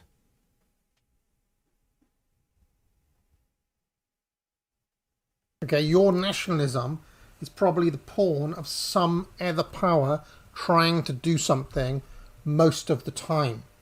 Even in the case of, like Iran, for example, Iran has tried to kind of go it alone against the great Satan and against the little Satan, Israel, okay? But in the process, it has found itself folded into Russian power and Chinese power. So it still ends up being an imperial pawn in a greater chess game. Sovereignty. Again, is Iran sovereign? Was it ever sovereign? Could it ever be sovereign? If you're going to say that Israel only exists on behalf of the global American empire, then Iran, in its current configuration, post kicking out the Shah, which was a British plant, by the way. Again, nice little dodge from British Empire, but sure, whatever. Well, you kick out the British influence, you're going to get more influence because you have a slight little window in time to create and maintain sovereignty. And if you can't maintain that because of your connections and affiliations, then the other sovereign nations will take over for you. I don't have a grudge against AA, Julio. If you watch the entirety of my show, then you'll see that I don't have a grudge. People put this in front of me, and asked me to comment, so I'm commenting. I have no grudges. I don't care. I don't care the way people think people should care. I don't. What I care about is you going to church and talking to a priest and getting good with God. That's what I care about. What I'm trying to do is break your frame constantly. You want to maintain it and hold on to it, that's fine.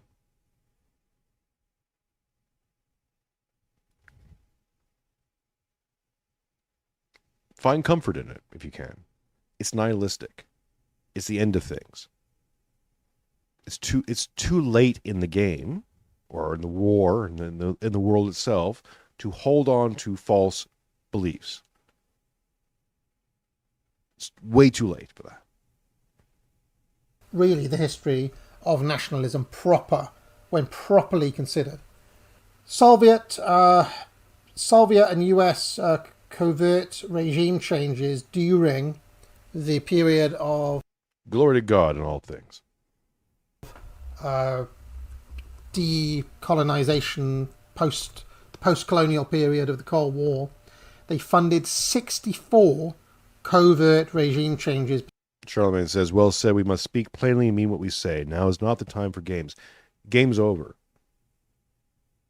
Game's over. Game was over a long time ago. Game was over in 2016. Game was certainly over when Charlie Kirk got shot.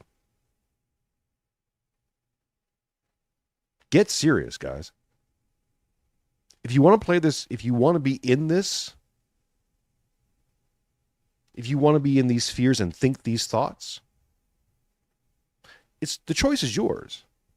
You can go watch Marvel movies, man, or whatever's on Netflix or something. You can just go do that. Play some games. Hey, we're going to play some power washing tomorrow. Whatever, fine. Do your thing. This doesn't have to be for you. Buckle in. Do your thing, man. Goon. I don't care.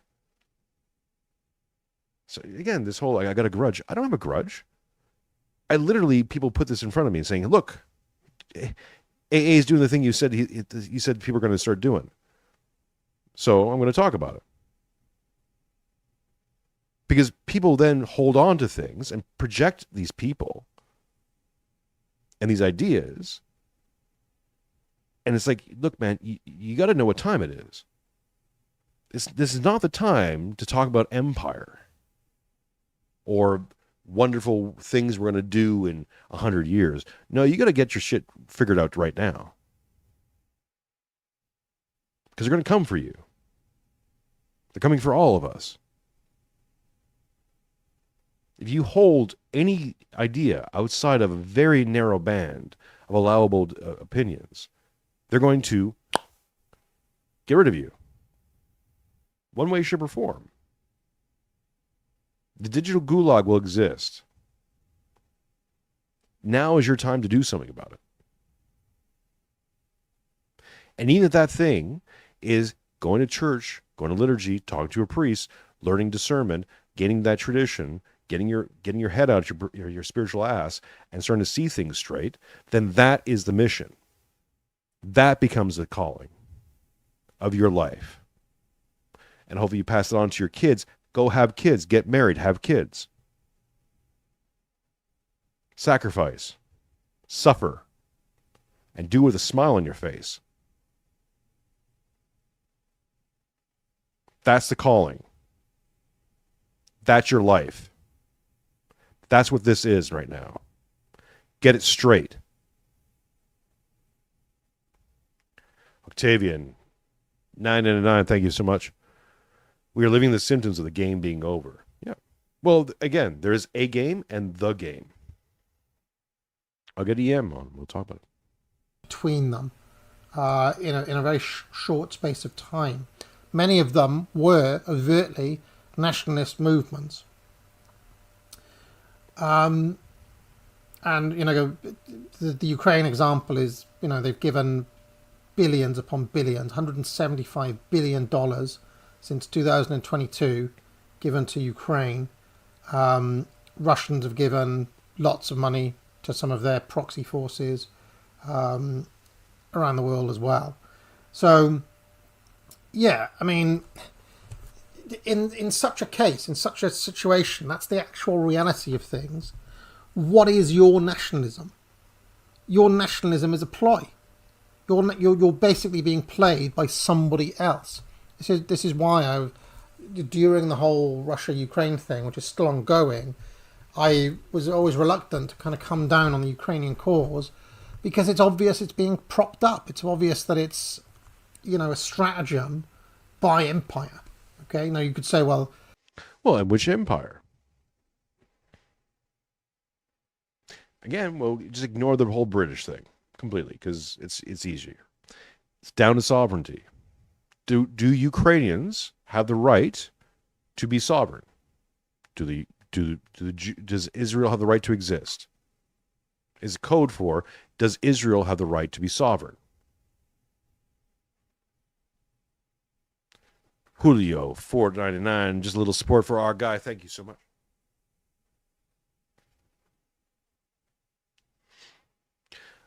I want to break your frame. I can present you with the ammunition. I can light the fire, but you got to break it yourself. You got to challenge it. And everywhere it leads. And sometimes that means that your sacred cows and the guys you like, you got to go, hey, I liked you for a while. Thank you for your ideas. Thank you for getting me to this place. Appreciate it. Bye now. Because all they're doing is substantiating a frame. They're in the frame. They can't think outside of it. The only thing that allows you to break a frame, really break the frame completely, is God, is religion, is a tradition and a people. As P. Quinones once said, collectivize or die. People hear that and go, oh, communism. No. You got to get yourself a community. You got to surround yourself with people you will fast with. Never feast with those you will not fast with, or who will not fast with you. Surround yourself with people who will be with you in the hard, bad times. And then ask yourself, often, will some people, like Norman over here, is Norman going to fast with you? Is he? You really think Norman's going to fast with you? If you're an American, especially, do you think Norman's going to fast with you? No. Norman's going to do what's good for Norman. And I'm not judging him on that. I really am not. People hear that and go, oh, you're obsessed or something. No. I'm just calling it out. You got to be clear about these things. Because if you're surrounding yourself with people who will not fast with you, then their support means nothing. Their likes mean nothing. Their viewership and all the rest of their ideas mean nothing. It's all self-serving at the end of the day. It all substantiates the frame. Charlemagne says, I'm being afraid of the UK government knocking, but if that is just the case, then why play at all? Exactly. Just quit the table. Be neither hot nor cold, nor in the middle. I spit you from my mouth, not because you're hot nor cold, but because you're tepid. Sensible centrists, right? Here's the thing. You don't want to sacrifice your channel. You built this thing. You've made many sacrifices to build this thing. All the hours of work, all the things. You've built this great thing, this vehicle. You don't give up the vehicle. You just turn the vehicle onto a new road.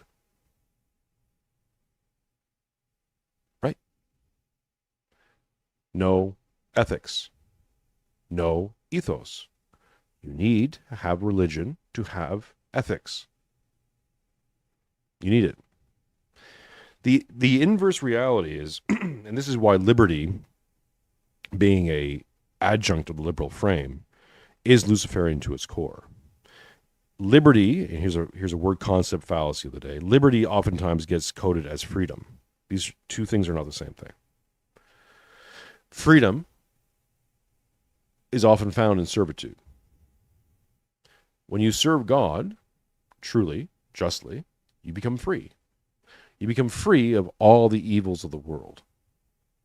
Or you become detached. You're given the ability to become free of them. Of the things that will pull you down, which will lead to derivations, to derelictions, to we know what. Ask AA here about his transgender friends or his gay friends, right? And he was supporting those people long before he got the call. We all got the call, by the way. That's what Charlie Kirk was. That was the call. Now you make your decision. If you're a small channel like myself, the worst they can do really is just delete the channel. Get to someone like him, now they could do something more with him. So, as I said, I'm not besmirching Norman. This might be a good tactical move. But like Charlemagne says here, just delete the channel. You're really that concerned. Go make some other thing. Talk about movies. If you're going to veer the channel to something completely away from what you were doing before, go talk about movies. I think he tried doing that. I think he tried making a video game channel, so maybe that didn't work out. But make Dark Souls videos.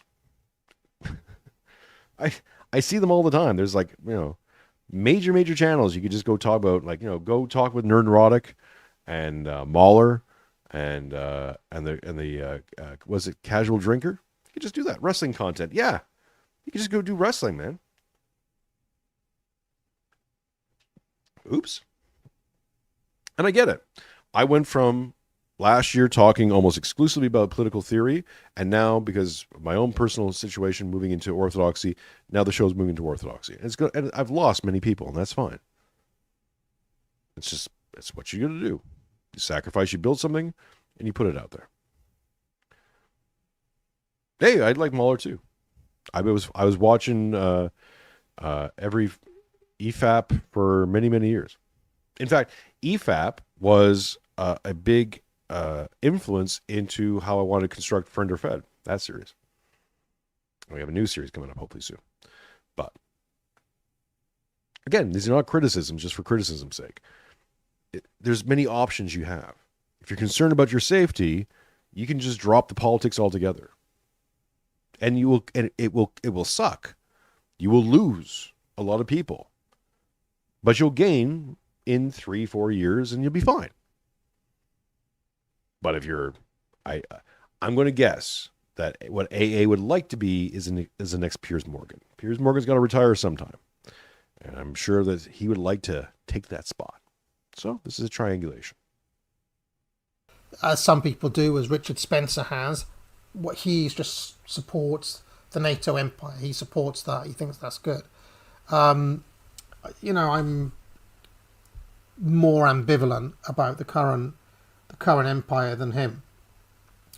But I'm realistic to know that the kind of romantic nationalism that is trying to be G'd up in the Ukrainian cause it's a play. It's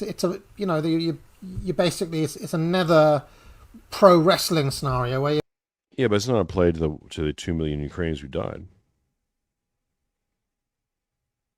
It's certainly not it's not a play. It wasn't a play for many of the Ukrainians who got involved in the war, period. It wasn't a play for many Ukrainians who had been annexed by Russia for 250 years. At least that was the history they were given. It wasn't a play for them to suddenly be given in 1991 a chance at being a sovereign nation and making its own choices for itself. And the people responded to that. And people, dysphoria, all over the West, from Winnipeg and Toronto and Chicago and many other places, going back to Ukraine to teach Ukrainians Ukrainian, to bring back the church, to reestablish it as an actual real country, a sovereign nation, country, civilization, whatever you want to. Obviously, it didn't work out. It's now become the victim of a human sacrifice ritual. Go check out me and Jim talking about this in the last stream.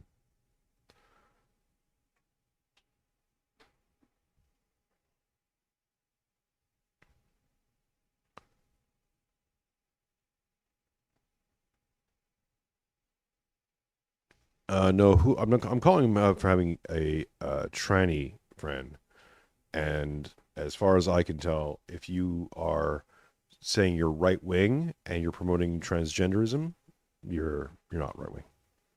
Being played.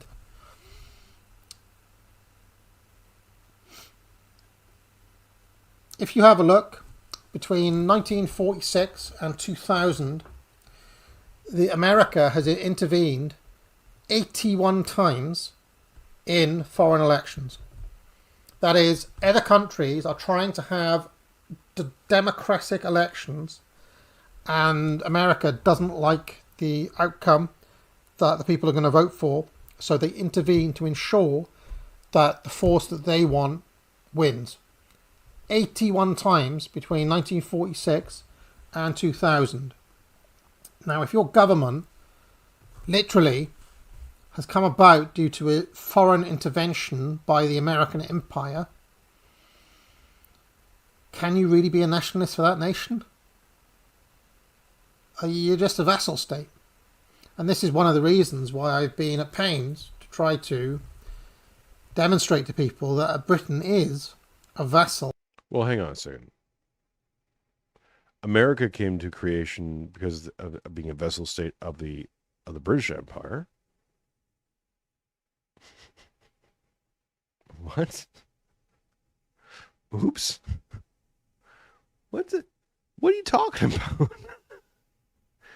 Also, post-Soviet Union, there was a whole bunch of new nations created out of nowhere.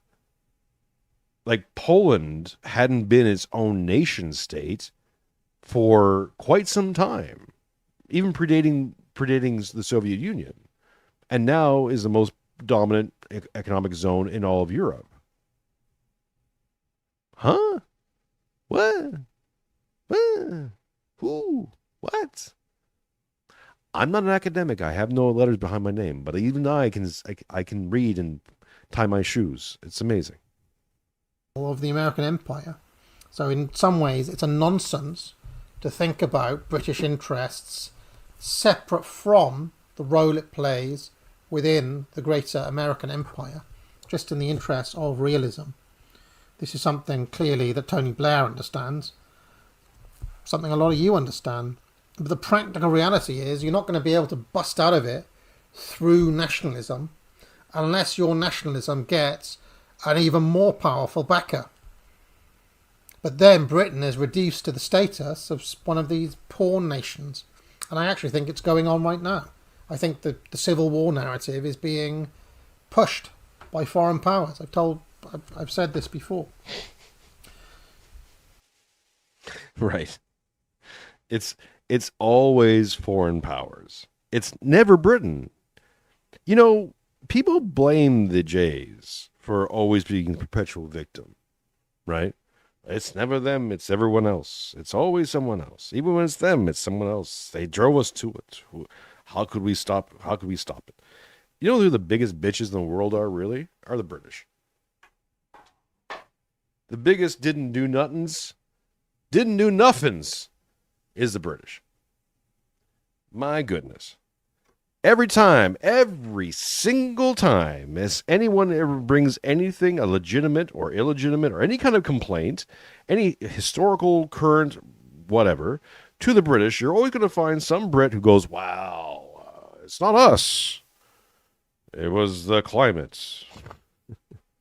It was those damn Americans. It's the global American empire, not the British Empire that spanned the globe. No, we just gave it up in 1945, mysteriously, for reasons. Because we couldn't financially deal with it. What? I don't know. Why? Huh? What? It doesn't make sense. It never made sense. It only makes sense because you hear it and you never question it. You go along with it. I mean, as long as you go along with it, it's fine. But why, for example, does the entire world in general all look like the British Parliament? They all use some varying forms of the British parliamentary system. Weird. That's power, isn't it? That you can go anywhere in the world, even in China, even communist China still uses, essentially, elements of a Westphalian system. Dear. Modern democracy, the way that we conceive democracy in the West, is a British invention. Not democracy, the idea, that's Greek, sure, but how it works in sort of like districts and zones and voting in Congress people, which are just MPs and all the rest, that's all British.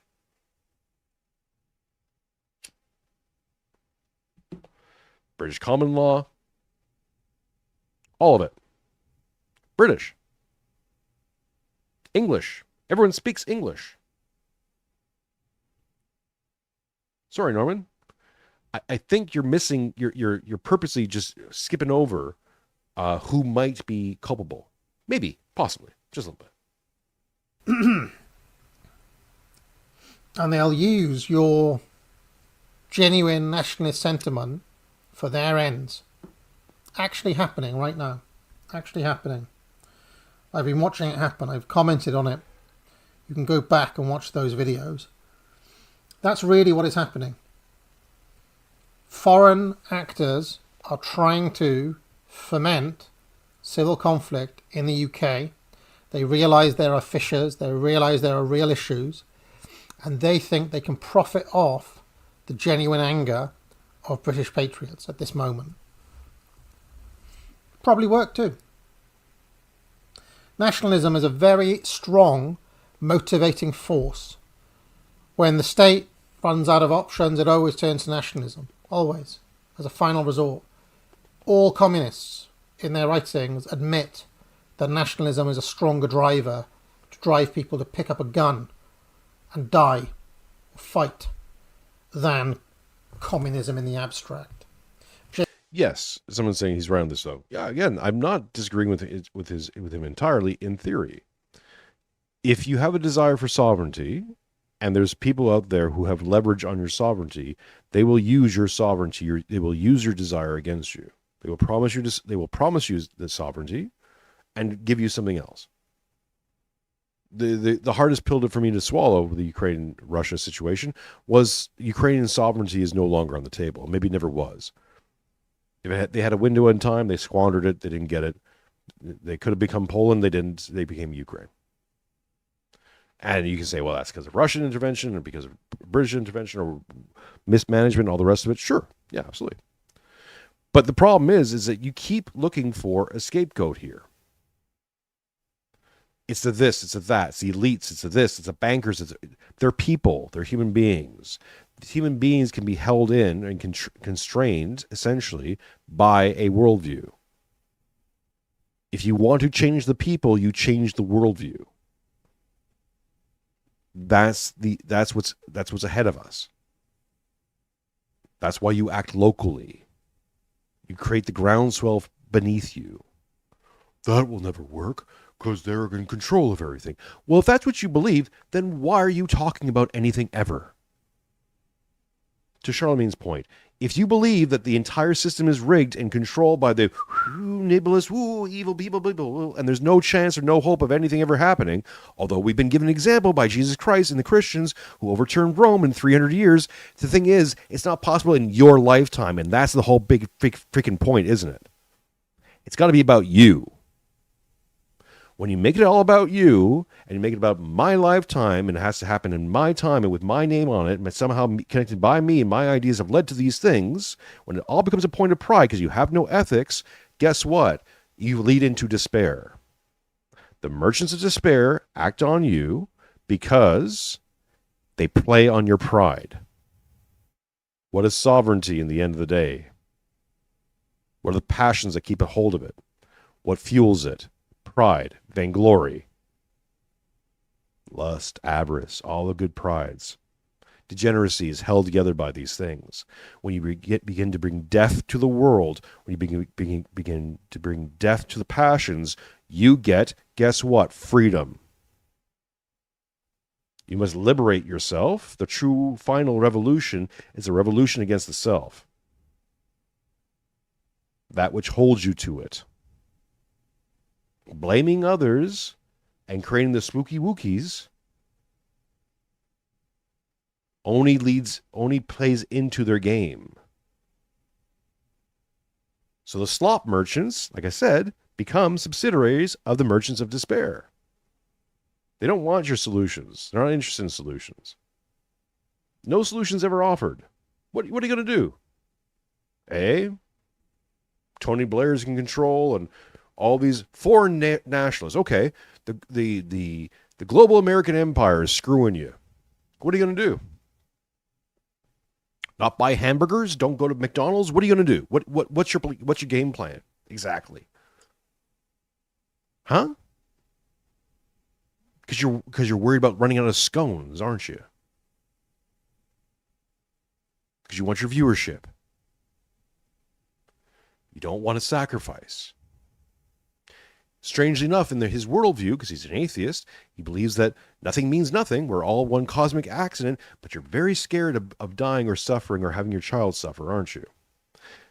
That would call into question this idea of what is good. If all we are just accidental organisms, then nothing bad that happens to you is bad. Scones are good with clotted cream, exactly. I agree.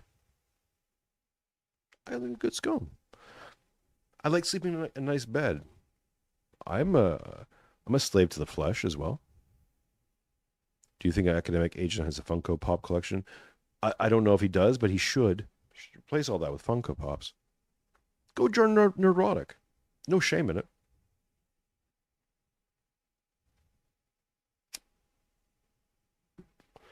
Talk about the latest Marvel movie. It's fine. You don't have to do this. You don't have to live this way. Constant messages show. Break the frame. Don't live like this.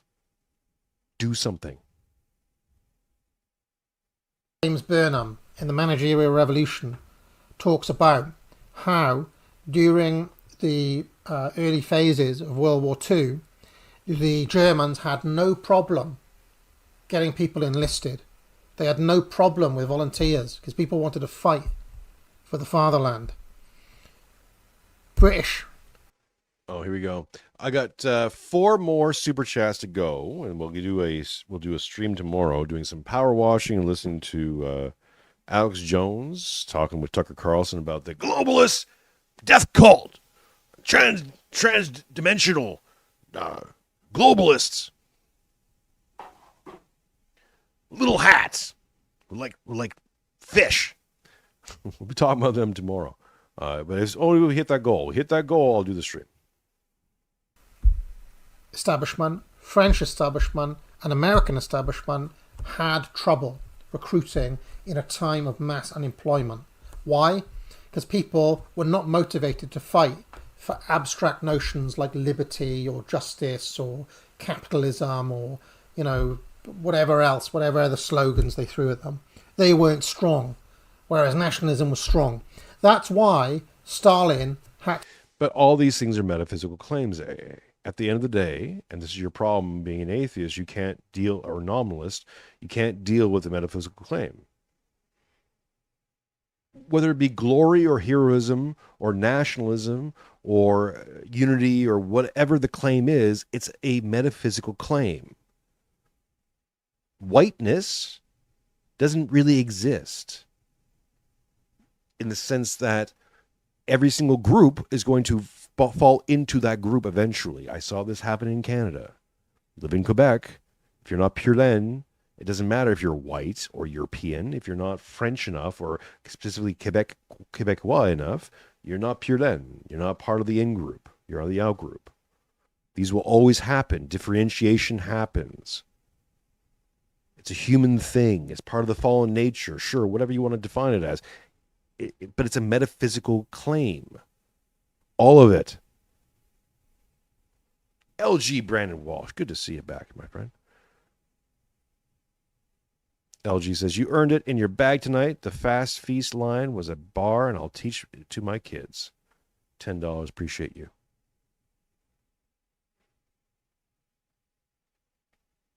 When you're dealing with metaphysical claims, yes, people will always fight. People will always ascend to a metaphysical claim. Transcendence is a desire to be more than oneself. But if you've been telling people that you're not anything but mush, and there is no hope, and there is no greater thing, and we're being controlled by the J's or the this or the that or the whatever group, sure, if that's your messaging, guess what? No one's going to fight for you. No one's going to care about you. The night of the long pillow comes for us all then. How do we switch it? Go to liturgy, talk to a priest, become part of a community, sacrifice, give something, do something. I'll keep saying the same damn things over and over again. Because now I'm past the point of being nice or trying to appeal to people. Someone asked me recently, someone I love and respect, to convince them. I'm like, I'm not here to convince you, man. It's here. The vengeful son is here. People's desire for violence is spilling over. And if you don't see it and you want to deny it and you want to poo-poo it and because it came from me and you want to reframe it, go ahead, reframe it. Give it another name. I don't give a shit. Whatever is good for you. Go ahead, do it. Ultimately, end of day, brass tacks. This is the war. You're in it. You're either an active combatant or you're a casualty.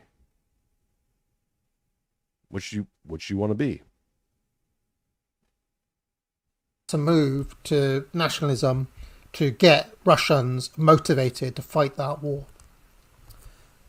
Every leader ultimately knows this. So it's from the elite point of view, it's powerful to get plebs to do what you want them to do. Okay? But zoom out a little bit and you'll see that unless you're a powerful empire in and of yourself, it's almost pointless to be a nationalist. It's almost pointless because you're never gonna escape the raw reality of this. Yes, it's basically pointless, almost pointless. Almost pointless. Holding out a little bit of hope. So, if you're not an empire, if you haven't rolled the geographical dice and lucked out on being part of an empire, you're screwed. That's the message. Eat your scones while they exist. I don't know. What's the operation here? Anything? Nothing. Just wait for it all to collapse and maybe rebuild from the ruins, I guess. Do you know how to do anything? Not really. $5 from Cool Dude, appreciate you. I've been drawn to orthodoxy, God bless, after not attending any church for years due to many people's efforts, including myself. Thank you. On YT, God bless. Yeah, thank you. Amen. I will, if you've been watching this show over the last 4 whatever years, I've gone from observing to participating to desiring nothing but Christ. Like, there's a line from one of Father Seraphim Rose's books, where he said, he broke down almost in his heart was broken, and he just called out. He wants God. He just give me God, and I know that feeling. Where it's the only thing that makes sense anymore. The only thing that's like, if this is, I look at my life and it's like I've had all the things. Or I have all the things. I have all the things you're supposed to have, and I'm doing all the things you're supposed to do, and all that, and it's still not enough. It's still empty. You're still craving because you've been in this spiritual fast. And now we get to feast. Go to liturgy, talk to a priest. Get good with God. And it is a feast. It's glory. You suddenly feel at home. And all the things that are worrying you and all the things that keep coming down on you, pressuring you, trying to draw you into despair, trying to just draw you into this point of nihilism where, hey, if you're not part of an empire, I guess you're screwed. Get good with the mud people. Learn to adapt, I guess, or something like that. Just change your language. Fit in. Don't rock any boats. Fuck that. Fuck your boats. Tired of your boats. Tired of your frame. Tired of the lies. I'm tired of the deceit. I'm tired by the rules. I'm tired of sitting here and watching it.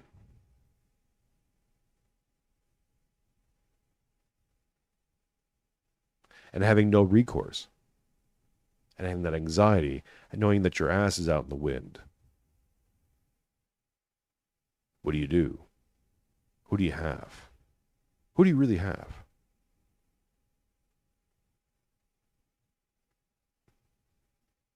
So if you don't have people who are conjoined, who are joined in, who are in communion with something higher than themselves, with a purpose that is not just them and here and now and what we're doing, going to church and having the fellowship afterwards and the coffee hour. No, we're joined in something that's eternal, that is much bigger than ourselves.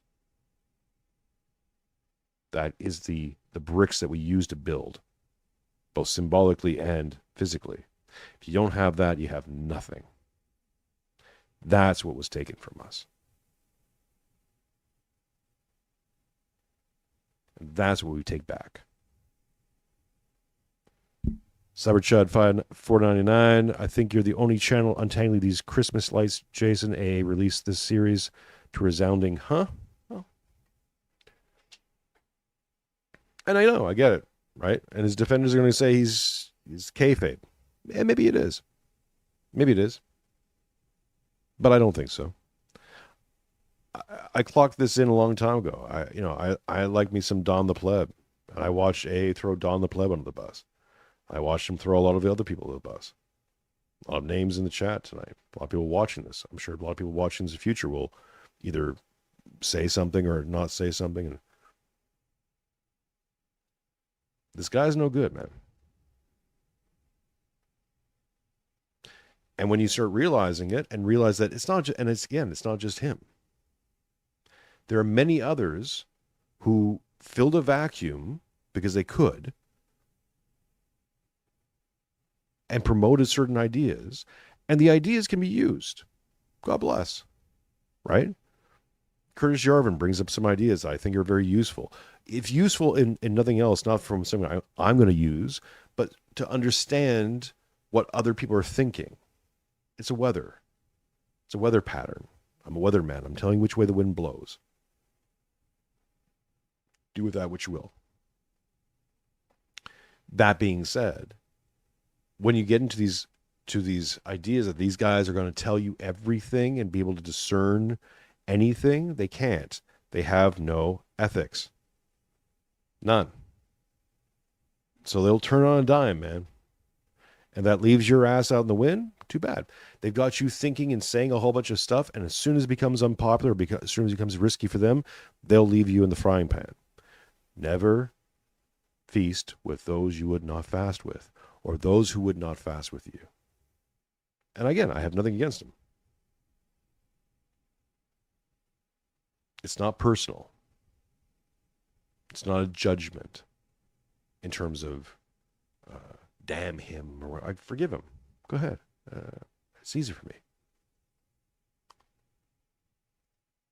It's not personal.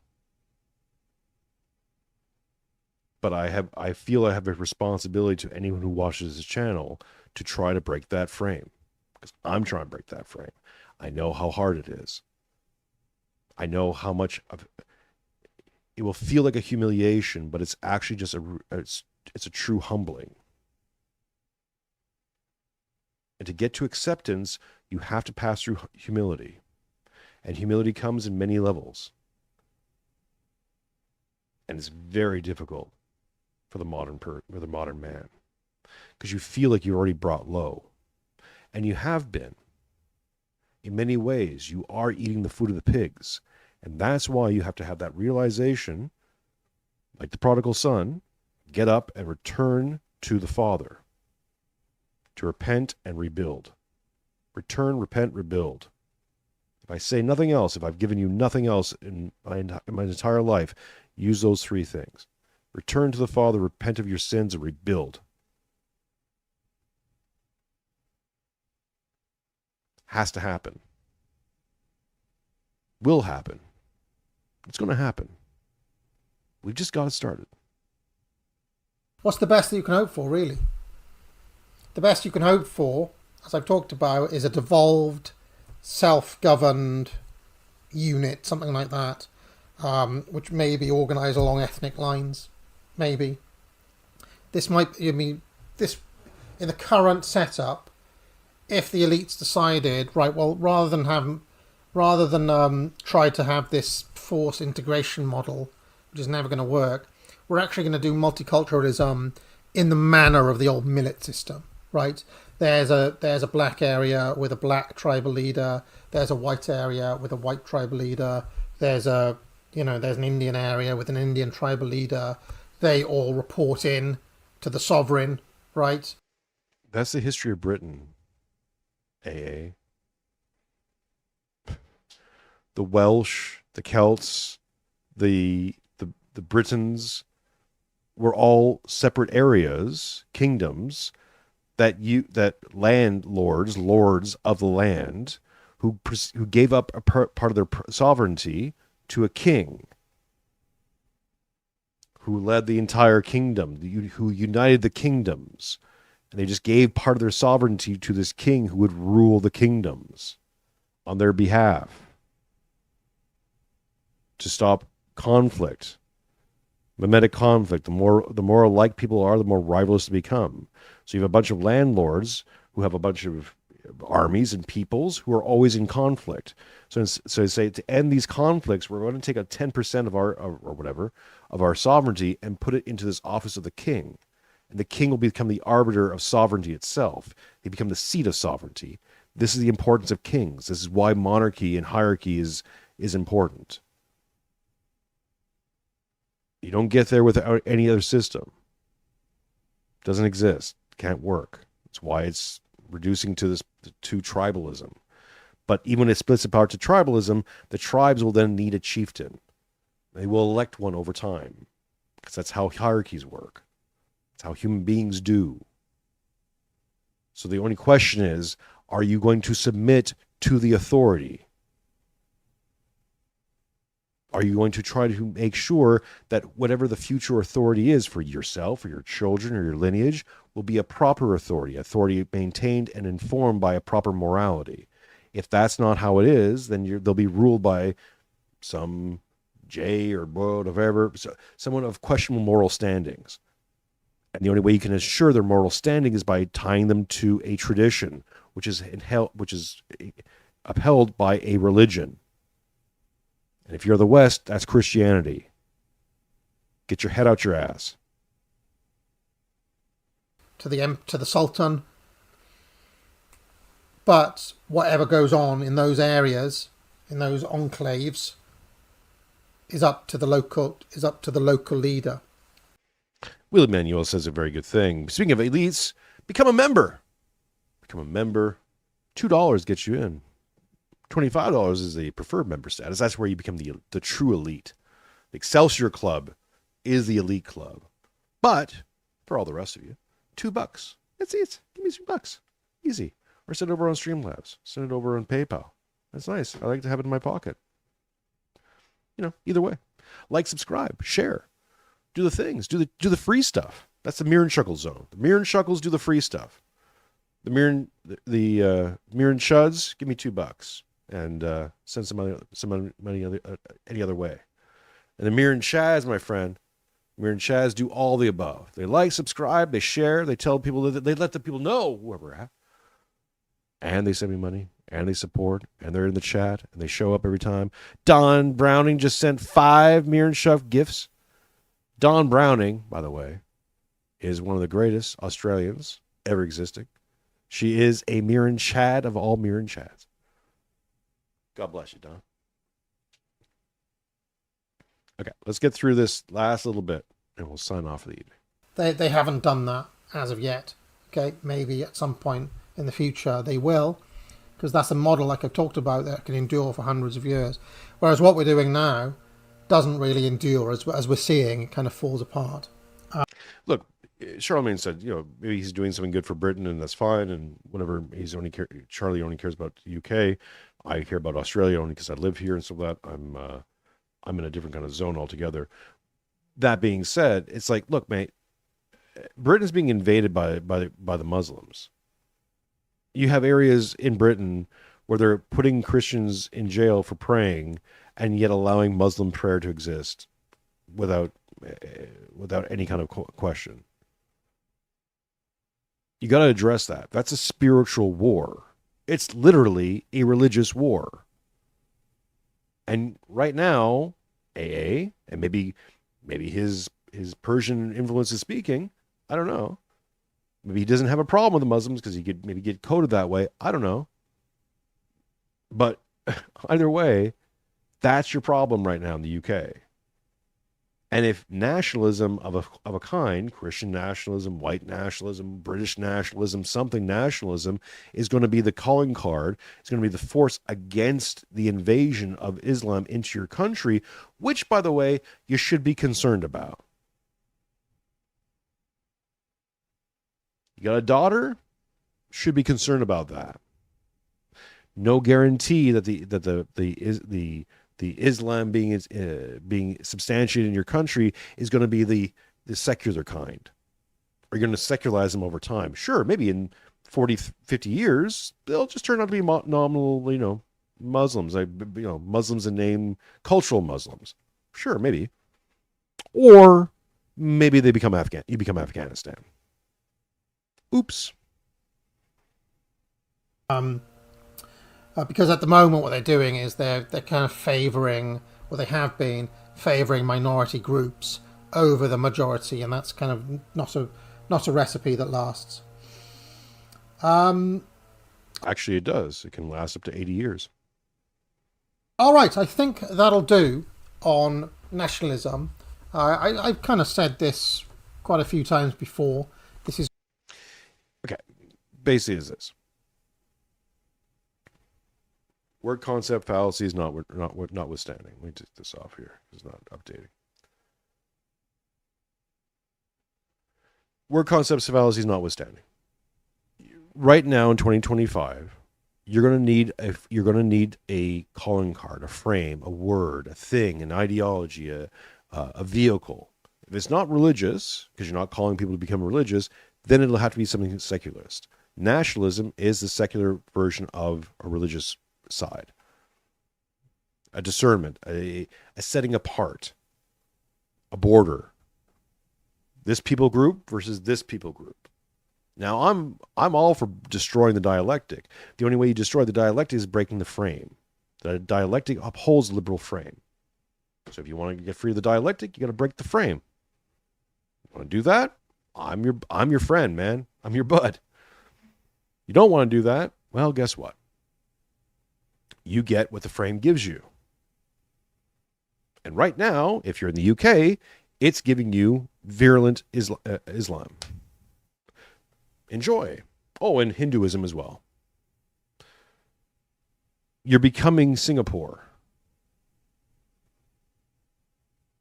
But whereas Singapore was set up to maintain 3 desperate groups in a region, because they kind of existed there before and they're just trying to figure out a way to best civilize those groups, you come from a civilization that's being transformed into a different civilization altogether.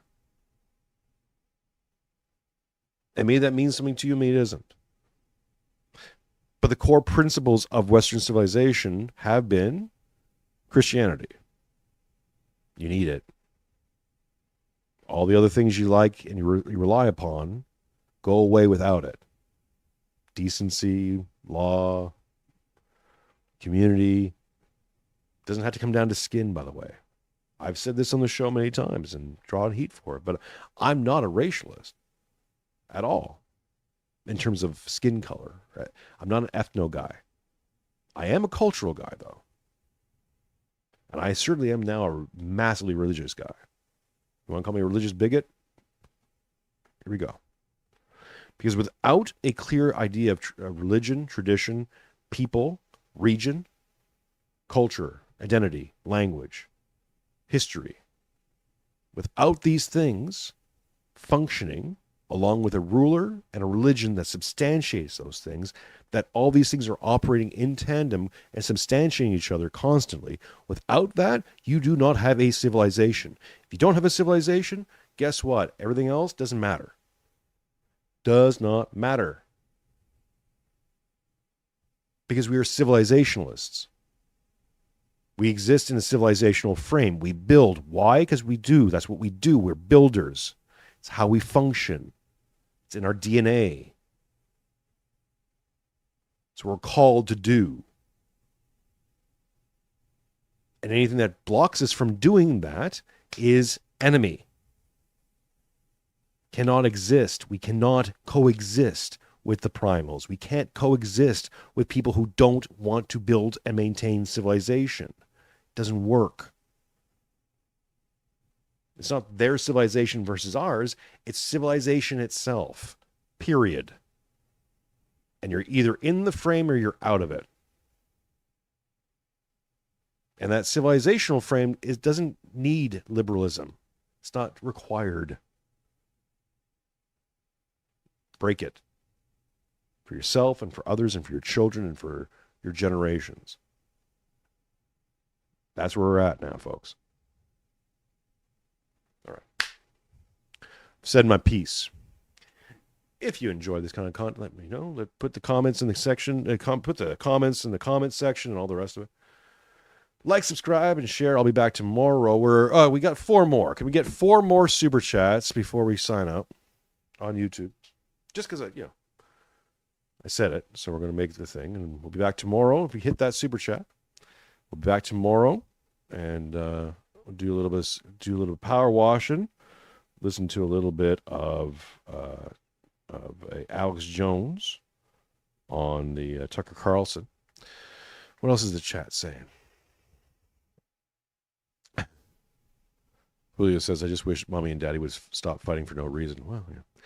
Charlemagne says, nationalism is a frame the British people are using to fight back. The best move is to guide the people in that frame rather than attack it with no viable alternative. Exactly. I would prefer it to be even Anglicanism at this point would be better. There's just now a massive fracture within the Anglican Church, a schism that's happening between more traditional Anglicans in Africa. God bless. And, they're basically saying, yeah, this whole woman, female Archbishop of Canterbury, yeah, no. This is how deep it runs. You don't even have to be concerned about just the politics of it. It's seeping into all other forms. And guys like AA and many others are sitting there going, what's happening? How's this happening? Well, if you're not part of an empire, I guess you just have to suck it up and deal with it. No. Says who? Why? Because you might run out of scones this week? No. Not going to happen. Not without a fight. Let's see here. Julio says, good stream, but did not convince me of the need for this. I'm not here to convince you. Cool Dude says, do you think AA could have heritage-related reasons for not being concerned about the huge number of Muslims? Yeah, for sure. Although he's part Welsh, right? So, whatever. I don't really... possibly. It's a fair attack or fair question. I would say it would be more about that the academic doesn't have a defense against this thing. If your whole entire worldview distills down to nominalism, a rejection of the metaphysical and pure forms of normalism, materialism, then all of these things, these occurrences, these people groups become equatable. There is no differentiation, really. There is something that benefits you more than others, but as long as you can find a benefit, as long as you can find a way to benefit, then everything remains the same. It's just, one empire or another, one category or another. There's no ethic holding this thing. There's no nominal value. And even if you can say something contrary to that, but your worldview as an atheist is baked in it. Accidental life. Everything is an accident. Everything's, there is no mind. It's all biochemical processing in the brain, et cetera, et cetera, et cetera. Well, then none of it means anything. Doesn't matter. Just don't suffer. Get to sleep in your warm bed. As long as the flesh is cared for, then everything else is going to be okay. Because you're just here to satisfy the fleshly desires. Make sure you're well fed. So whichever way you can do that, it's good. And I'm not out here saying, advocating that everyone needs to be a martyr or sacrifice themselves for a cause. As Charlie said, you can just stop talking. You can just stop, right? Go do something else. Go work at a cafe or something like that.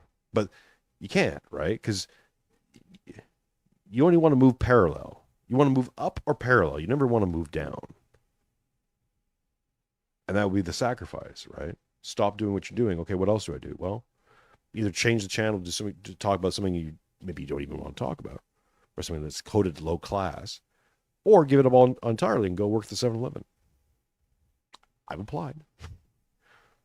I don't care. It's about putting food on the table, taking care of my family, and substantiating an ethic for myself and my family, which will carry on through my generations.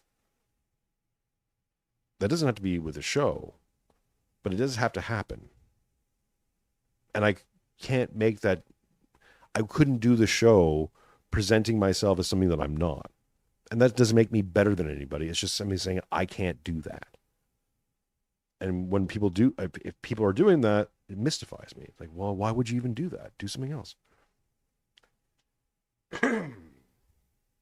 Julio says, "You think I'm still bitter when he called you up?" No. I was never bitter. I was never bitter in the first place.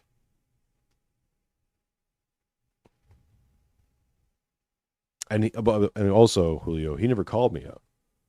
It was Blackface Horse, whatever his name. That's who took a shot at me, and I had to punch him in the digital dick. So, as AA and I was on his show. He brought Black Horse on who misrepresented me. I called out Black Horse, and that's the conflict. I have no conflict with AA, professionally or otherwise. I know you want to bring this into a dialectic, to a fight. It's not. Like I said, I don't care about the man. I'm criticizing what he's putting out there. If he's different behind the scenes, God bless him. I hope he is. But that'd be like saying, like, if I criticize Catholics, I have a burning problem with the Pope. Like, what? No.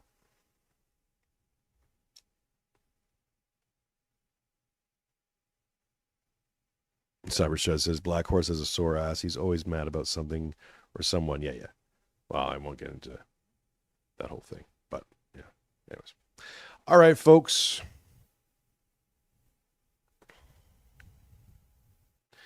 Yeah, Charlie says AA is cool. He's doing his thing, whatever. I just don't want Americans to believe any of that crap in the video. Yeah, exactly. I don't want British people to believe that.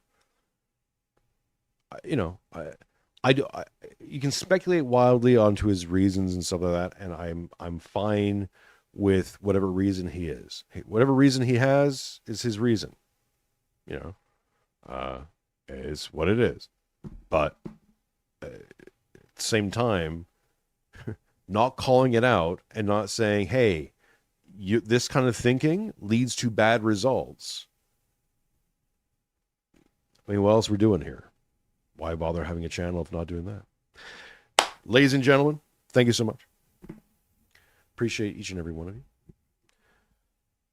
We'll be back. We're at 6 to 10. I know I got some private chat. So anyways, check out tomorrow. We might be back with some power washing. And I appreciate you. You can always send me contributions after the stream. Like, subscribe, and do all the things. I appreciate each and every one of you. And we'll be back again soon. And take a look for a new show that might be on the horizon. I'm just trying to get some confirmations, but I appreciate it. Thank you, everyone in the chat, and I'll talk to you again soon. I am Jason Mironchuck, and it's later than you think. This is the church Richard and his family belong to. Here he goes to Sunday school.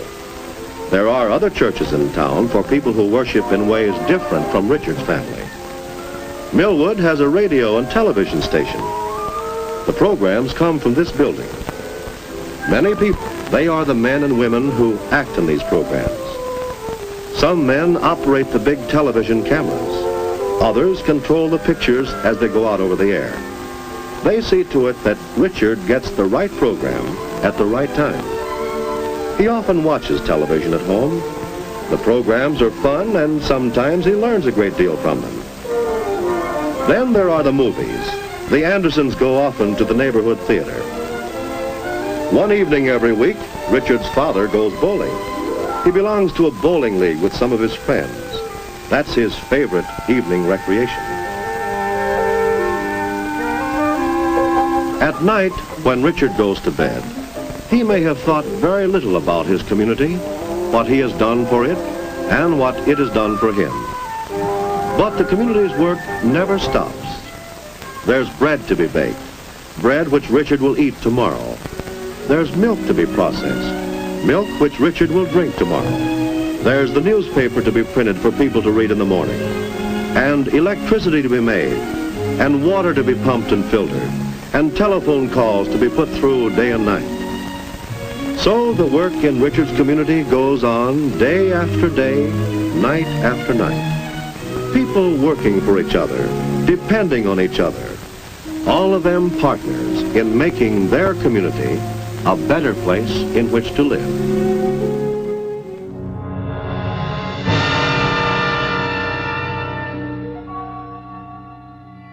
There is nothing wrong with your television set. Do not attempt to adjust the picture.